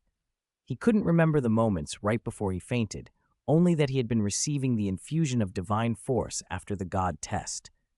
Later inquiries revealed that a powerhouse from the Sea God Pavilion had broken through nearby while cultivating in seclusion, affecting the Golden Ancient Tree and interrupting the students' infusions. The Academy promised compensation. Tang San found it odd, but since the God test was complete and his main body and his mother Ah Yin were handling matters behind the scenes, he dropped it. More important was the tangible improvement in his strength. After the infusion of life energy and divine force, his spirit power rank skyrocketed from just over 40 to 48. He also made major gains in physical strength and mental force. Seizing the moment, he continued to cultivate and, a month ago, finally broke through to rank 50. By custom, he needed to obtain his 5th spirit ring. The Academy hadn't organized spirit hunts recently, and he didn't want to risk going alone into the spirit beast forest. Too many unpredictable delays. So he used the contribution points awarded after the final assessment, went to the Kong Family Chamber of Commerce branch that cooperated with the Academy, and exchanged them for a special spirit ring with an age ceiling of 25,000 years. He chose a spirit ability he felt maximally compatible with. With that, his spirit power reached rank 51. He now had a physique far surpassing others of his rank and 2 high-quality 10,000-year spirit rings. With such strength, he intended to stand proudly above the rest. Just as Tang San was ready to demonstrate his talent on the competition stage, the main viewing platform above sat several observers in quiet. At the center was an elderly man in a specialized soul tool wheelchair, Ming'an. His face was calm, his eyes murky yet deep. He looked down at the noisy arena as if seeing something and seeing nothing. Behind him, 2 distinct groups had gathered. To the left stood nearly 10 elders from the Sea God Pavilion, representatives of the various Spirit Master families affiliated with Shrek Academy, the conservative faction. To the right were 3 women of striking demeanor. The tall, slender woman in the center exuded a cold, moon-like aura. She was Zhang Lexuan, who now dominated much of Shrek Academy's power and served as dean of the spirit department of the Outer Court. Beside her were the gentle Han Ruoro and the hot-tempered Wu Ming. Other elders who had sided with Zhang Lexuan flanked them. The quality of this batch is much higher than past years. Quite a few of these students already possess Spirit King cultivation, one elder remarked, trying to ease the slightly tense atmosphere. And the main selection team is rumored to be composed entirely of Spirit Emperors. That girl Ma Xiaotao has even broken through to Spirit Saint. It looks like this competition is in the bag. The elders murmured agreement and praised Shrek's bright prospects. They all knew, though, that this leap in strength owed much to the deep cooperation with the Kong Family Chamber of Commerce. Artificial spirit rings, customized spirit rings, the Immortal Herb series, even the rumored technique that could modify existing spirit rings so a spirit master could have a full set of 10,000-year rings. These innovations from the Chamber of Commerce constituted a sweeping reform of the traditional cultivation model. Though many of the old guard resisted change, Fearing a loss of their established power, the results were undeniable, and they had little choice but to accept the tide of reform. The elders kept up a brittle veneer of civility, but every so often their eyes flicked toward Ming'an, who sat in front of them as if carved from stone. Since the Academy's golden ancient tree, 10,000 years of the school's glory and faith, had been seized in public sight months ago, Ming'an had fallen into a silence no one could explain. He appeared outwardly composed, but everyone could sense the change. For Shrek, which on the surface still seemed to flourish while secretly weakening, Ming'an was the last pillar of confidence. If anything happened to him, the already fragile academy might well collapse, a prospect none of them wanted to face.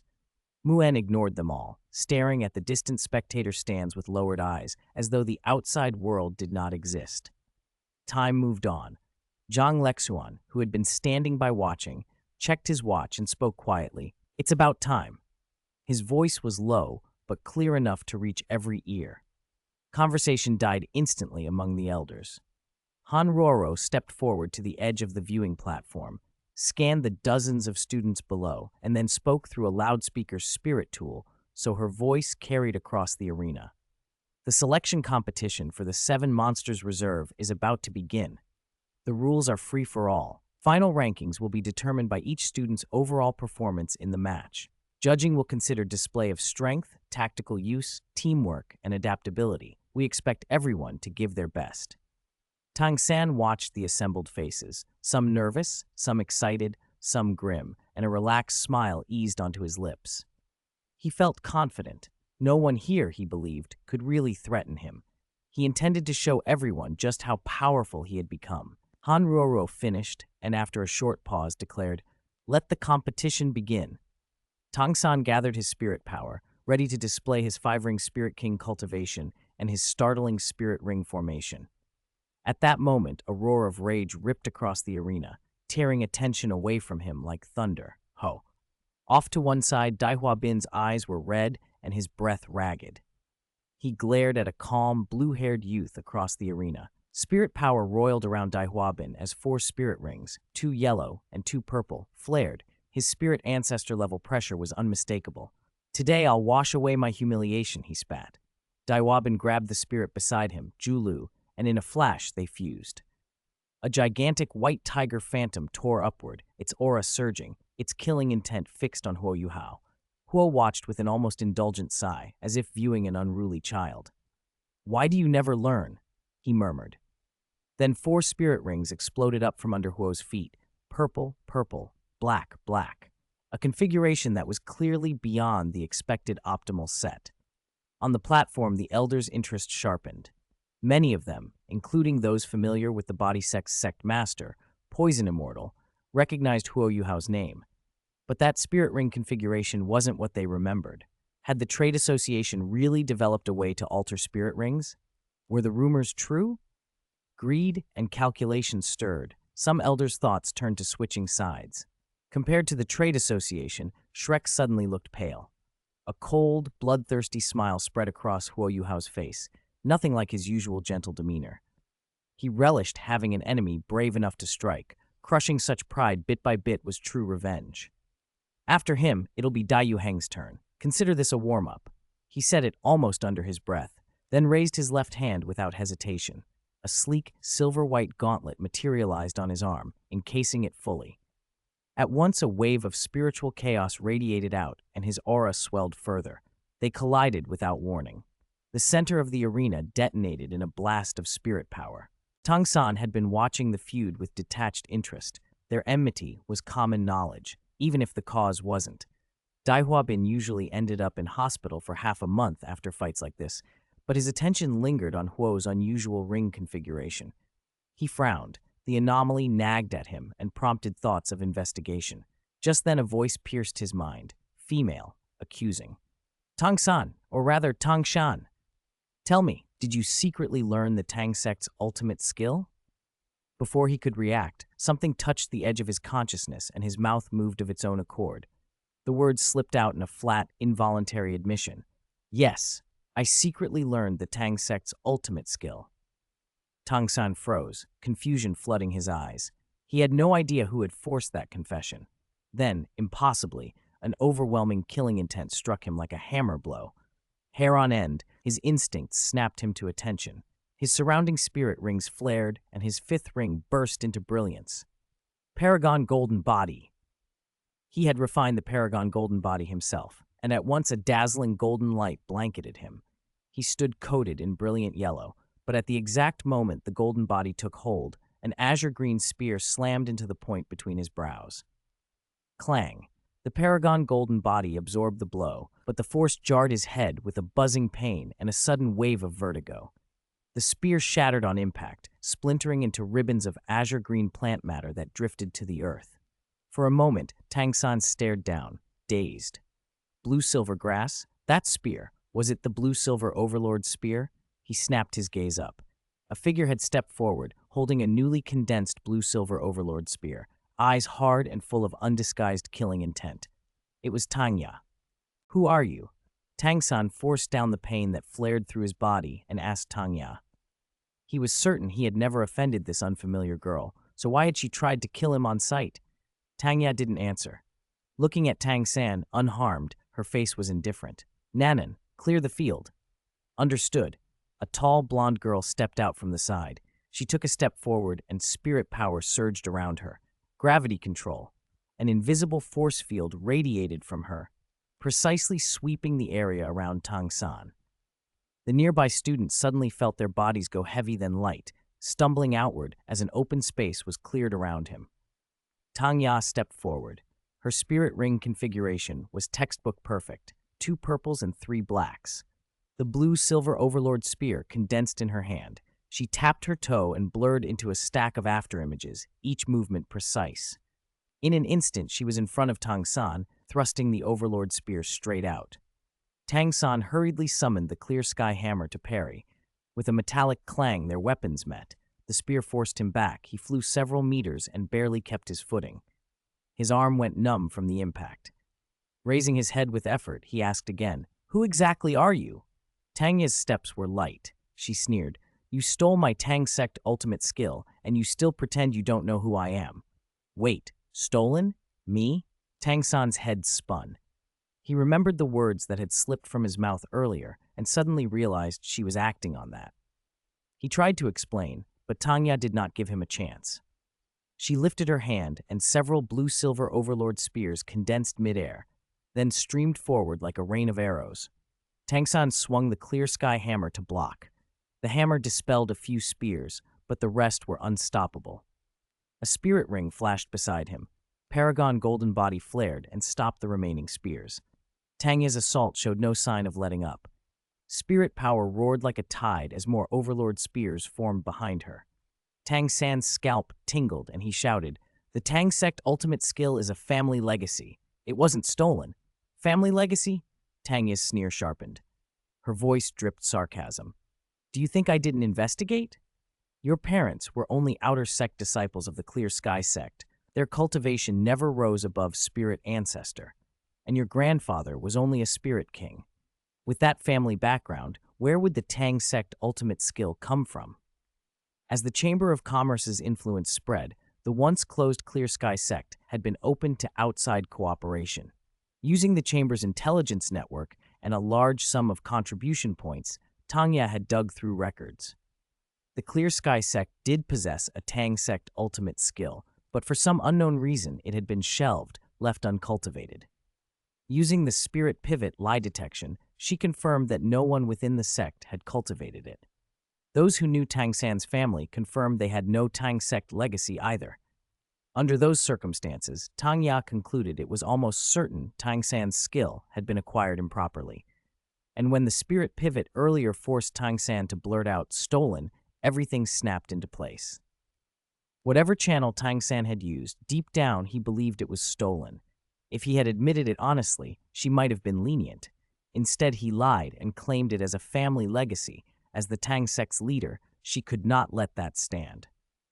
Tang Ya no longer held back. Her spirit evolved further into the dark blue-silver king form, and blue-silver overlord spears battered Tang San without pause. He parried awkwardly. The clear sky hammer, combined with the disorder-splitting wind hammer technique and the protection of Paragon Golden Body made it possible to survive the onslaught, but barely. At one point, a ferocity flashed in Tang San's eyes. A spirit ring beside him shattered, and its power blasted away a swarm of spears. Just then, more spears rose from the ground, forming an indestructible cage around him. Countless sharp blue-silver thorns protruded from the inner walls. Tang San grit his teeth and exploded his third spirit ring. A stronger surge of power shattered the cage, and he rushed outward, only to find a specially crafted massive bow drawn taut in the hands of a semi-humanoid construct. An overlord spear was knocked on the string. Boom! The string vibrated. A cyan-green streamer severed the air toward Tang San with a killing intent that could not be mistaken. He slammed Paragon Golden Body into action and met the strike with his clear sky hammer, igniting a ring explosion. The collision was deafening. Overlord Spear and Clear Sky Hammer met and unleashed a terrifying energy storm. Fine cracks spiderwebbed across Tang San's hammer. The force overwhelmed him. He could not completely block it and twisted his body to deflect. The spear shifted, but did not miss entirely. Pfft! Blood sprayed. The Overlord Spear tore through the golden body and drove into Tang San's right thigh. The impact shattered half his leg. Blood gushed like a fountain, staining the ground. Ah! He collapsed with a scream, writhing. The referee had been closely monitoring the match and was ready to intervene. With the Chamber of Commerce's medical technology, limb rebirth was not hard. That was why the referee had not stopped Tang Ya's finishing blow before. The rules allowed a certain degree of severe injury if it could be remedied. But as the referee prepared to move, something else happened. Within Tang San, a cold, pure killing intent erupted. Dark red light, like congealing blood, seeped in threads from his broken leg. This body, transformed by the golden ancient tree's life energy, infused with the Asura god position origin and the Asura god's divine force, had already undergone subtle changes. A cold killing intent rose through him and in an instant overwhelmed his consciousness. Tang San's eyes went blood red. Reason slipped away. He became like a beast. Under everyone's surprised, uneasy gazes, the dark red energy slithered down from Tang San's shattered leg like something alive, briefly forming a dark red limb. With a warped, bestial motion, Tang San hauled himself up. He lifted his head, blood-red eyes locking instantly on Tang Ya, the one who had injured him. Murderous intent flared from him. On the viewing platform, faces turned grave. One elder's expression tightened. Evil Soul Master? Another shook his head. Not an evil Soul Master yet, but that killing intent, it's pure. It's definitely not benevolent. A third elder murmured, he could fall into becoming one. They talked in low voices and quickly confirmed Tang San's condition. Even so, what to do about it was another matter entirely. The emergence of a suspected evil Soul Master inside Shrek Academy would be a huge scandal. If Tang San were already an evil Soul Master, the decision would be immediate and lethal. But he was only a spirit master on the verge of falling, and he clearly had potential. The elders exchanged looks and then fell silent. They could not make the decision alone. Ever since Teacher Zhao's public execution, Shrek Academy had insisted on never giving up on students too easily. Those who had not committed crimes would not be expelled on a whim. Students who might become evil soul masters would not be killed outright. The academy would try to correct them. There were precedents. As long as he had not completely become an evil soul master, he might still be saved. On the arena below, Tang Ya watched Tang San roar like a wild animal and frowned. Tang San hesitated for a moment amid his dangerous aura. Then she spoke calmly. Xiao Xiao Nanan. Okay, Sister Ya. Understood. Two voices answered immediately. A simple, heavy, 3-live, soul-suppressing cauldron materialized and forcefully shoved back Tang San. At once, Jiang Nanan raised her hand and applied 30-fold gravity precisely to Tang San's body. The struggling Tang San was slammed face first onto the hard floor like a dead dog, immobilized. Following the Chamber of Commerce's safety protocol, when an individual cannot handle a situation alone, never fight solo if group action is possible. Tang Ya called out, Yu Hao, come here. Ho Yu Hao, who had been using his mental force to painstakingly grind at Dai Huabin's consciousness, though Dai Huabin lay bloodied and barely alive, tossed him aside like a lifeless sack and jogged over. He gave a gentle, reassuring smile to Zhu Lu, who sat nearby, trembling, before coming to Tangya's side. "What's wrong, Sister Ya?" Tangya pointed at Tang San, pinned to the ground. "Check his condition." Huo Yuhao nodded, golden light flickering in his eyes. He spiritual probed Tang San from head to toe and reported, "He's controlled by a pure killing intent. He has no autonomous thought, only the instinct to kill." Tang Ya stepped forward. The referee appeared at her side and said in a measured voice, "Student Tang Ya, that's enough. You may not kill him." Tang Ya's face stayed calm, but her tone carried authority. "I never intended to kill him. It was a lie." After discovering Tang San had stolen a Tang Sect ultimate skill, Tang Ya had truly harbored murderous intent. The first strike had been blocked and, under the Academy's rules and the referee's watch, she realized she couldn't finish him outright. Still, he stole my Tang Sect's ultimate technique. I'm going to cripple his Tang Sect skills. Is there a problem? Her voice chilled. The referee faltered, unsure how to answer. Was this an internal sect matter? He glanced up at the main viewing platform. The elders looked on in silence. No one objected. Silence meant consent. The referee understood and silently stepped back, ceding the area to Tang Ya. She no longer hesitated. With Zhang Nanan's exact gravity control keeping Tang San helpless on the chopping block, a series of soft whooshes sounded. Hidden weapons struck with surgical precision at Tang San's remaining leg and at critical joint meridians in both arms. In an instant, the main meridians in his four limbs were torn apart inch by inch, acupuncture points sealed by special spirit power. Tang San's body twitched violently, but he could not cry out. The foundations of mysterious jade hand, controlling crane catching dragon, and ghost shadow perplexing track were destroyed. Tang Ya stepped closer and used a blue-silver vine to pull Tang San's hair, forcing his face up. She drew two silver needles finer than ox hair, infused them with spirit power, and jabbed them precisely into his eyes. Purple demon eye, its foundation was abolished. She let his head flop back limply and then kicked him in the dantian, the chi sea of chest and abdomen. Tang San convulsed, spitting a mouthful of blood laced with organ fragments. The orderly flow of the mysterious heaven skill collapsed into chaos as his dantian was devastated and its links to the meridians were severed. Mysterious heaven skill. Its foundation was gone. At that point, all of Tang San's Tang Sect ultimate skills were abolished, save only the theoretical knowledge of hidden weapons' 100 solutions, which could not be removed directly. Tang San lay like a corpse while several medical staff carried him away for emergency treatment. Outside the arena, an invisible barrier had completely sealed off the small section where the senior spectators sat. The bustle beyond was visible, but everything within was isolated from sight. Ice Empress lounged in a comfortable chair, legs swaying in white silk, watching the match with bored detachment.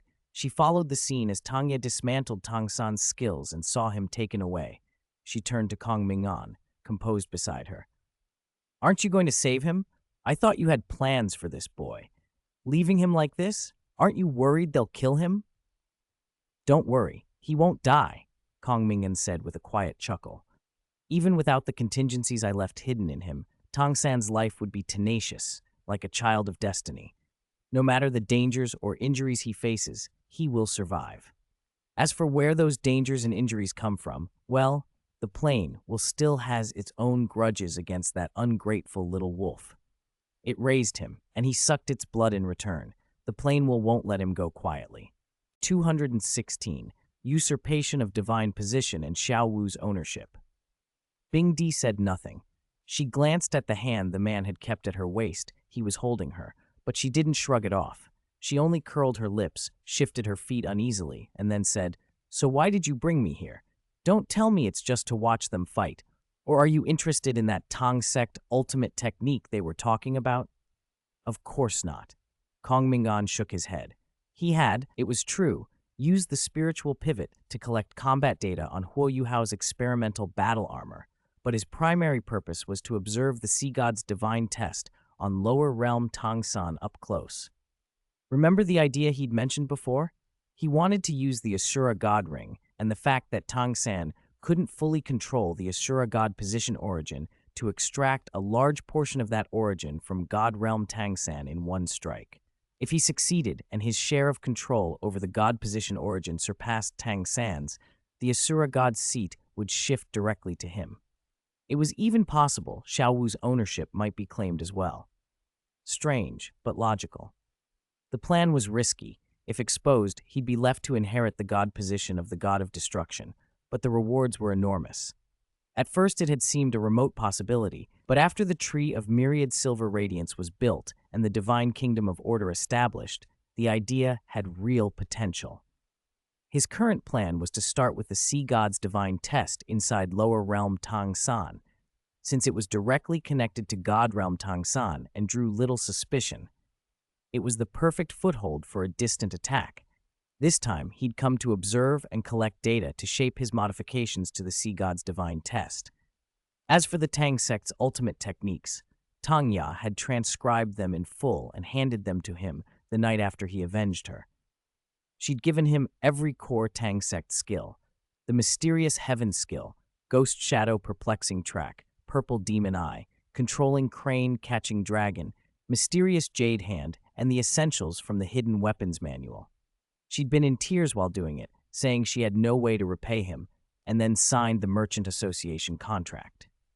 It had left a strong impression. Frankly, the Tang Sect's ultimate techniques were valuable on the Duluo plane. The traditional Spirit Master system relied on spirit rings to provide spirit abilities. Original, self-created spirit powers were extraordinarily rare. The Tang Sect skills still had learning value. Among them, the mysterious heaven skill was the most special, not necessarily top tier for cultivation, but tremendously versatile, adaptable, and capable of self-improvement. Crucially, the original mysterious heaven skill obtained from the soul of lower realm Tang San could enhance innate spirit power. That was unique and could form one of the foundational cultivation methods for his future Cultivation for All plan. Of course, the energy source problem had to be solved first. If the entire populace began to cultivate, the Dulo plane's current energy circulation system could not sustain mass cultivation and might precipitate a catastrophic collapse, a sort of Dharma ending age. In short, I'm doing serious work. Kong Ming'an did not hide anything, explaining slowly. Bingdi curled her lips and watched the match below, which was coming to a predictable end. She crossed her arms, glanced sideways, and murmured, "You have things to do, and you just leave me sitting here?" Kong Ming'an raised an eyebrow. "Then read a novel. Some authors set up a sub-network on the Ling Shu network to share their works, didn't they? You shouldn't be short on reading material." Nung. Bingdi went silent. She couldn't very well say those authors had been writing increasingly lewd things lately. The more she read, the more awkward memories surfaced, and her hand slid down without meaning to. And his hand was still on her waist, and the more she thought about it, the more that sensation registered. Heaven knew if she lost control while reading, and he found out, she might as well freeze herself for 10,000 years. Her cheeks flushed. She snorted softly. "Anyway, this match is boring. I thought it would be more exciting, maybe even bloody. It's meaningless." Kong Ming'an looked at her in mild surprise. "Since when did you become so bloodthirsty?" Bingdi turned her head, squinted with her golden eyes, and assumed the cold, her imperious expression of the heavenly king of the far north. "I'm a spirit beast. I naturally enjoy this sort of thing. What, you don't like it? If you don't, let go of me and go away." She tried to swat the hand at her waist away. Kong Ming'an responded calmly. He lifted the hand, extended his finger and thumb, and gently pinched the soft flesh of her cheeks. Bingdi couldn't form a complete word. Her face twisted from the pinch. She reached to resist, but her other two hands were locked down, immobile. With her cheeks squeezed, she made a string of woo-woo sounds, glaring and struggling. Kong Ming'an said nothing. He only appreciated the texture and pinched again. "This guy really likes bullying me," she thought. She pushed him, but he leaned in the moment she moved, releasing her cheeks and tightening his arms to pull her against him. He closed his eyes, pressed his cheek to the top of her head, and gently rubbed. Then he brushed his cheek against hers and rubbed again, the gesture intimate and natural. Bingdi's body stiffened. Whatever resistance she'd had evaporated. She relaxed instead of pushing him away. Kong Ming'an didn't press his advantage.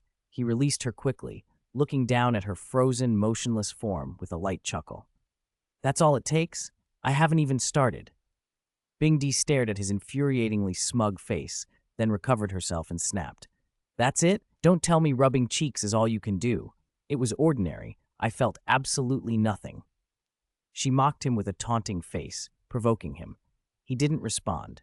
At such close range, his black eyes were fixed on her, and there was something undisguised in that look. The air around them fell very quiet. Bingdi's pulse quickened. Her intuition told her she'd overstepped. 217. Even if Hyote's lips are hard, they're still soft when you kiss them. The Ice Empress felt the movement in her throat. She could clearly see his eyes, so close, staring at her. His gaze slid down from her eyes, past the tip of her nose, and finally rested on her slightly parted lips. Her heart gave a sudden panicked leap. Something about the moment felt wrong, a strong, inexplicable premonition. The figure before her seemed to grow larger in her vision. Her pulse raced as nerves, anticipation, and confusion tangled together. Instinctively, she squeezed her eyes shut. Her long lashes trembled, her breath stalled. 1 second, 2 seconds, 3 seconds. She waited, eyes closed, the doubt growing. Why did she feel nothing? Weren't kisses supposed to be wonderful? Warily she peeled one eyelid open and saw the young man with narrowed eyes and a smug, satisfied smirk. A soft chuckle sounded close to her ear. Seems even the Ice Empress is pretty ordinary, huh? Just giving yourself away without a fight? No more playing hard to get? For a beat the air froze. The Ice Empress reacted on reflex. She grabbed the hand still at her waist, dragged it to her mouth, and bit down. Warm blood welled up between her teeth and ran down his wrist in bright beads, dripping onto her white-green gown. She held on, glaring at Kong Ming'an with golden eyes full of fury. He didn't struggle. He simply watched her. Her bite relaxed almost imperceptibly. The pressure eased, then she let go. Looking at the clear teeth marks and the beads of blood, she pursed her lips, hesitated, then, with a quick, defiant flick, she stuck out her tongue and licked the blood away. She exhaled a breath of cold chi, using it to staunch the wound. Mouth stained faintly with red, she released his hand, crossed her arms over her chest, turned her face away, and muttered in a low, icy voice, "Nasty." "Is that so?" Kong Ming'an's chuckle brushed her ear. Then, in a softer voice, "I actually have something tastier. Want to try?" She frowned and, still boiling inside, tried to snap back, about to retort, "What could you possibly?" Her words were cut off as the young man's face suddenly filled her view.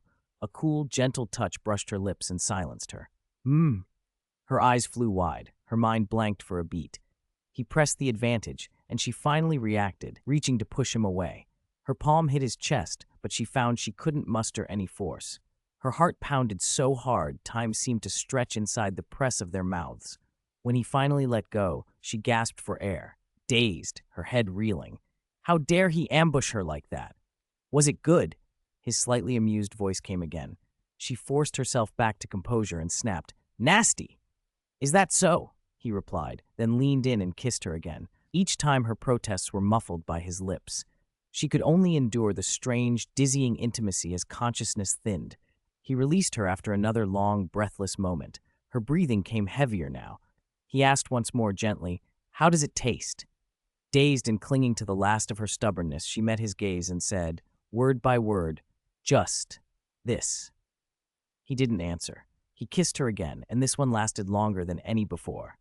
When he finally let go, her knees felt weak all over. Her hands pressed against his chest as she bent her head and sucked in ragged breaths, trying to steady the storm inside her. A third, teasing voice floated in. "How does it taste this time?" She thought herself cleverer now. She drew several steadying breaths, kept her arms folded over her chest, turned her face away, and said in the same icy, obstinate tone, "Barely edible." Kong Ming'an nodded as if listening to an important report. Barely edible. Next time I'll definitely try harder to satisfy the Ice Empress." His tone was soft, like coaxing a sulking child. The Ice Empress scowled and couldn't help turning back, golden eyes flashing, lips pursed in stubborn indignation, just short of baring her teeth. Kong Ming'an was used to this. No matter the circumstance, she would never verbally concede. He also knew the truth in practice. Despite her fierce demeanor, her kisses were soft. They tasted cool and smooth, with a strange, slightly chewy tang that made them oddly addictive. His gaze drifted down to her mouth again. She covered her lips with one hand and watched him warily, as if guarding herself. He only smiled faintly and waited. A few moments later, his attention shifted. Nearby, a stooped old man in a soul-guided wheelchair had wheeled into the area enclosed by the invisible force field. It was Ming'an. He looked at the two of them with a complicated expression, eyes dark with something unspoken. From the start of the selection competition, he had noticed the two who had taken the golden ancient tree were sitting openly in the audience. No one else in the arena had any idea. Ming'an had been watching them from the stands, ready to step out at the first sign of trouble. Yet the pair made no move throughout the match. They simply sat quietly in the audience. Finally, curiosity won out and he went to investigate, only to be stopped by an invisible barrier. He waited patiently until at last, the barrier relented and he was allowed through. He approached the two people, Ming'an among them, who sat calmly before him. Ming'an paused, choosing his words, then spoke with a hesitant edge. "Long time no see." "Long time no see, Elder Mu," one of them replied. Ming'an smiled, looking unusually relaxed. That small ease in his expression relieved Ming'an somewhat, but the question that had been weighing on him would not let him rest. "May I ask where the golden ancient tree is now?" he asked. Ming'an did not answer directly. He raised a hand and swept it through the air. A phantom of the ancient tree appeared before them, visible only to those present. It glowed with a soft silver light. Rivers of star-like data flowed through its branches and leaves, and it radiated an aura far deeper and vaster than the golden ancient tree Ming'an remembered. His pupils contracted. His movements froze for a moment. "Has it changed so much?" Ming'an nodded. Ming'an fell silent, then finally let out a long, resigned sigh. "It seems this old man won't have the chance to reclaim the golden ancient tree," he said. "You don't need to worry so much, Elder Mu," Ming'an replied. "I took the golden ancient tree with the consent of its rightful owner. It wasn't taken in secret." Ming'an blinked. "Are you referring to the sea god?" Ming'an shook his head. "No, the will of the plain. Tang San was merely a thief." Ming'an stiffened. Images from Yin's memories resurfaced in his mind, corroborating what Ming'an said, and he found himself unable to argue. Ming'an continued calmly. "The golden ancient tree was cultivated by the will of the plane itself to serve as the core of life, to support and regulate the life cycle of the entire plane. Tang San merely transplanted it to Shrek Academy through various means, and from that point it was nominally under Shrek's care.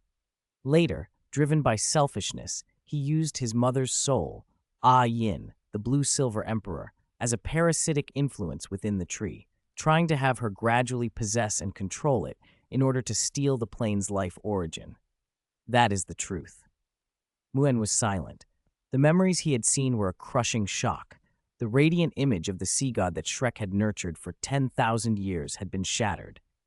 But beyond the collapse of that ideal, his deeper worry was the future of Shrek Academy itself.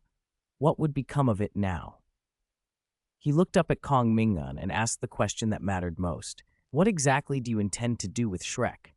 Ming'an's voice was steady. "I only want Shrek to be Shrek."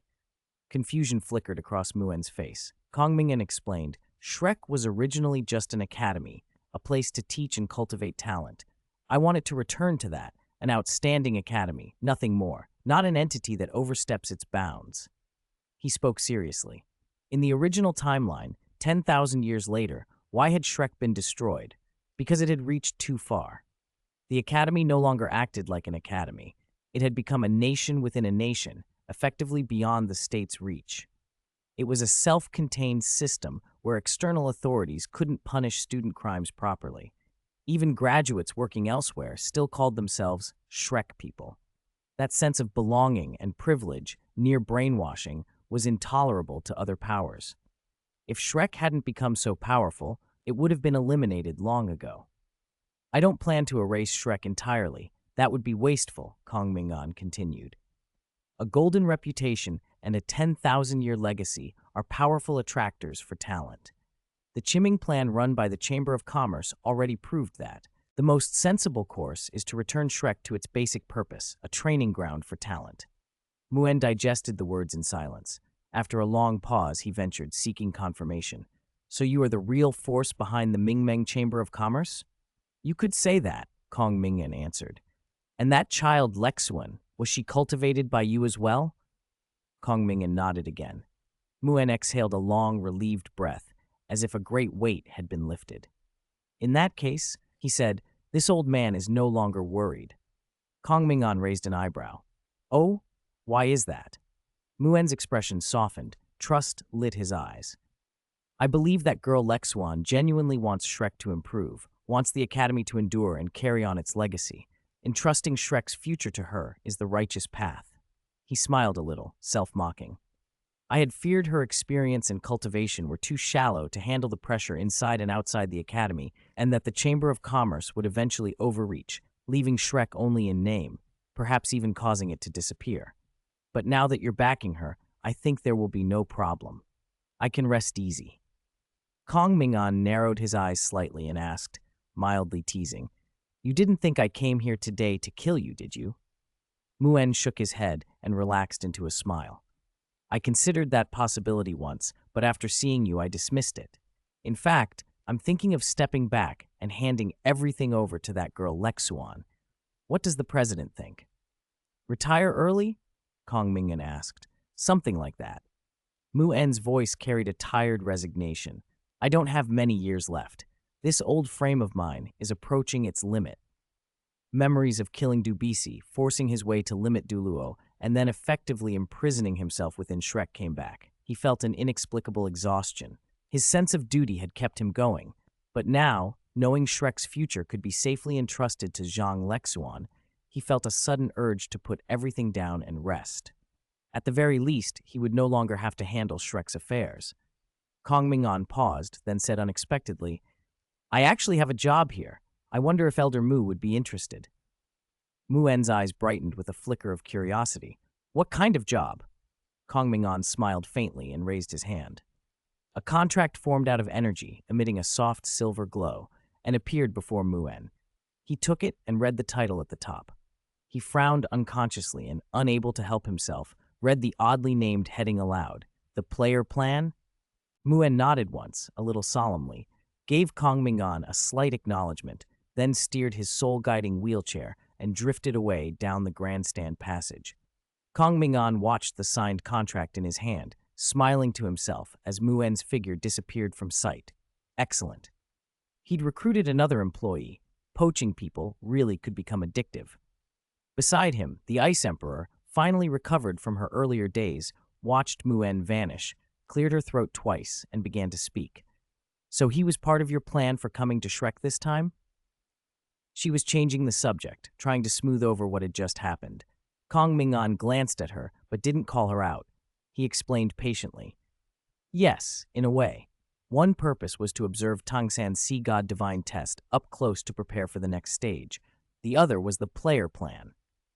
He went on to explain, the player plan was the first batch of testers and operators for the Lingshu clone project and the primary source of samples to collect combat data and optimize clone performance. He valued the clone's potential highly. Because the Lingshu clone can simulate the human body so closely, it can reproduce almost any physiological state. That opens a lot of practical uses. Unsure about condensing a star ring?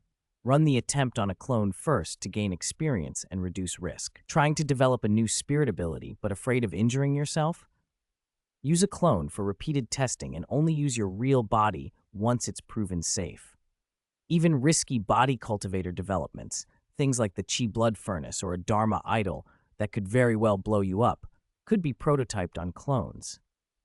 Even the most basic applications could greatly increase fault tolerance in cultivation and research, so the project was hugely significant.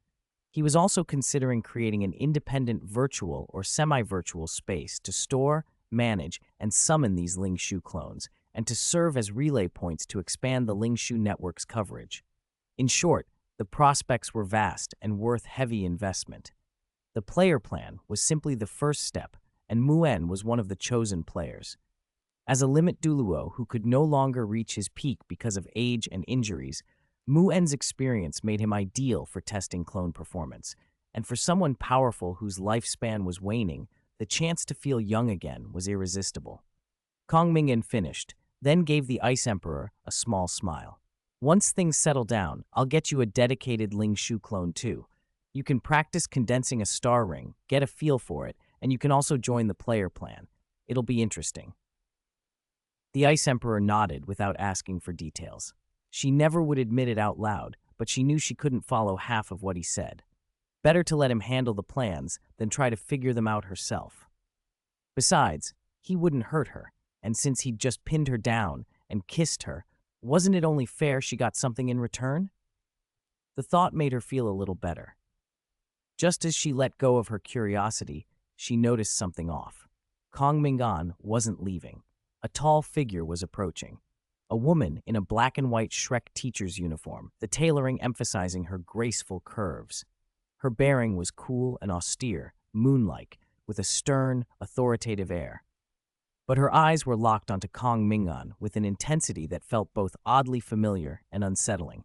It was the kind of stare that made the Ice Emperor want to snarl, a look that seemed to want to devour him whole. The Ice Emperor frowned. She recognized Zhang Lexuan, planted at Shrek as one of his subordinates, though she wasn't close to her. Why was her gaze so strange? Zhang Lexuan ignored everyone else and walked straight up to them, never once shifting her stare from Kong Ming'an. The Ice Emperor felt invisible. "What do you want?" she asked instinctively, sliding a hand protectively to Kong Ming'an's chest in a possessive, wary gesture. Zhang Lexuan blinked, as if only now noticing the Ice Emperor. She looked her over, then turned back to Kong Ming'an. Instead of answering, she asked him plainly, "So you've been spending all this time with her?" "Actually, it was someone else," Kong Ming'an said evenly. "I spent a month in the lab doing experiments. Only after the experiment was finished did I spend time with her." The Ice Emperor's frown deepened. What did he mean by that? How many other people did he have? She gave him a sharp look of accusation with her golden eyes. "I see." Zhang Lexuan seemed satisfied by the reply. She nodded, then brought up another matter. "And the contract?" Kong Ming'an's mouth tightened for the first time. He hesitated, then said, "I'll make it up next time." "Fine, but add a few more times," Zhang Lexuan insisted. Her tone turned serious. Negotiation was open on everything else, but not on this. Kong Ming'an replied firmly, "You won't be able to handle it. I'm already a titled doulo," she protested. "It makes little difference to me," Kong Ming'an said calmly. Zhang Lexuan fell quiet. She thought for a moment, a brief flicker of hesitation passing over her face, then spoke with a trace of disappointment. "I understand." The Ice Emperor had been listening through the whole exchange. She blinked, bewildered, and the same thought flared up again. "Why can't I understand a single word?" 220. Assist from Zhang Lexuan. The Snow Empress frowned as she looked at Zhang Lexuan, then glanced at Kong Ming'an beside her. In her heart, she confirmed what she already suspected. The relationship between those two was definitely not ordinary. This man was really a charmer. He had the Snow Empress, and now another woman. Was he ever satisfied? A sudden rush of irritation flared up. She bared her teeth and fixed Kong Ming'an with a look that could bite. Zhang Lexuan's expression was calm. Once the preliminaries were over, it was time to get down to business. Her tone grew a little more serious. "Will Elder Mu die?" she asked. "No." Kong Ming'an shook his head, and the phantom image of a silver radiance contract glimmered in his hand. "Elder Mu is now officially part of our merchant association. Even without my intervention, he should be able to find a way to extend his life later on." Zhang Lexuan breathed out softly, as if a heavy weight had been lifted. After a brief pause, she looked at Kong Ming'an and spoke directly. "I have a meeting with Juzi in a few days." "And," Kong Ming'an prompted, "after the meeting, Juzi and I will accompany you. I can't handle everything alone, but with Juzi it should be easier. Consider it a favor." Kong Ming'an only made a small sound. The Snow Empress's eyes nearly popped out. She understood instantly. Although she lacked experience, she wasn't ignorant. After reading countless stories and observing a few almost real scenes, she knew what that meant. And Juzi was involved too? Her face blackened. She turned to glare at Kong Ming'an so coldly, her gaze could freeze someone solid. Kong Ming'an, for his part, stayed calm on the surface, but inwardly he felt a little helpless. Since Zhang Lexuan had let go of a lot of baggage and was playing her cards so boldly, her thinking had become stranger and stranger. He shook his head. "Let's forget it," he said. He refused the offer. He was certain that if he'd agreed, the Snow Empress would have sunk her teeth into him. Whether he lived or died wasn't the point. She would make it hurt. Shaking off the awkwardness, he steered the conversation back to business. Elder Mu will officially retire after some time. You should prepare a succession plan. If necessary, request personnel from the Merchant Association. Zhang Lexuan nodded. Understood, I'll make the preparations. Kong Ming'an nodded too, then seemed to remember something. He raised his hand and a strange seed appeared, glowing with a soft silver light and carrying countless faint streams of data. He handed it to Zhang Lexuan. She felt its unique aura and asked instinctively, "What is this?" "It's a seed of the tree of myriad silver radiance," Kong Ming'an explained softly. "Once planted, it can form a small, local Lingshu network that links to the main network. It can directly connect to the divine kingdom of order and improve signal coverage and stability. I originally planned to give it to Juzi to handle, but since you're here, plant it in the center of the old sea god lake." He added, "You can give it a golden appearance skin. That should make up for the problem caused by the golden ancient tree being taken away. If it looks similar, there shouldn't be any issues." Zhang Lexuan nodded. The disappearance of the golden ancient tree had been a major headache for the elders of the Sea God Pavilion. Solving it would bring her considerable prestige. Though she had already risen to titled Dulo level, switched to the spell cultivator system, and had a full set of spirit rings, 7 black and 2 red, all evolved into sacred guidance soul rings, prestige still mattered. She only needed the right opportunity to show her strength, and then that prestige could be turned into real power. She stored the seed away and then remembered another concern. "What about Tang San?" she asked. "Leave him be," Kong Ming'an said indifferently. "No special attention needed. He won't die." Zhang Lexuan acknowledged that. With the major matters settled, she considered one more thing. "So you truly don't need Juzi and me, both together?" "No need." The Snow Empress cut in immediately. She suddenly wrapped herself around Kong Ming'an as if covering him. Then she turned her head, glaring at Zhang Lexuan with golden eyes full of ferocity. The oppressive aura of the extreme north heavenly king rolled out. She looked like a beast guarding its prey, hissing. A pendant at Zhang Lexuan's throat flashed faintly, shielding her from the Snow Empress's pressure. Zhang Lexuan smiled slightly at the vigilant display, and after a moment's thought, appeared to have an idea. The Snow Empress frowned, wondering what the other woman might be plotting. At that instant, the Snow Empress's Lingshu network pinged with a friend request. She blinked and opened it. Zhang Lexuan's request stared back at her. Confused, she hesitated, but then accepted. No sooner had she approved the request than a message arrived. "Zhang Lexuan, if you can't hold on, call me anytime."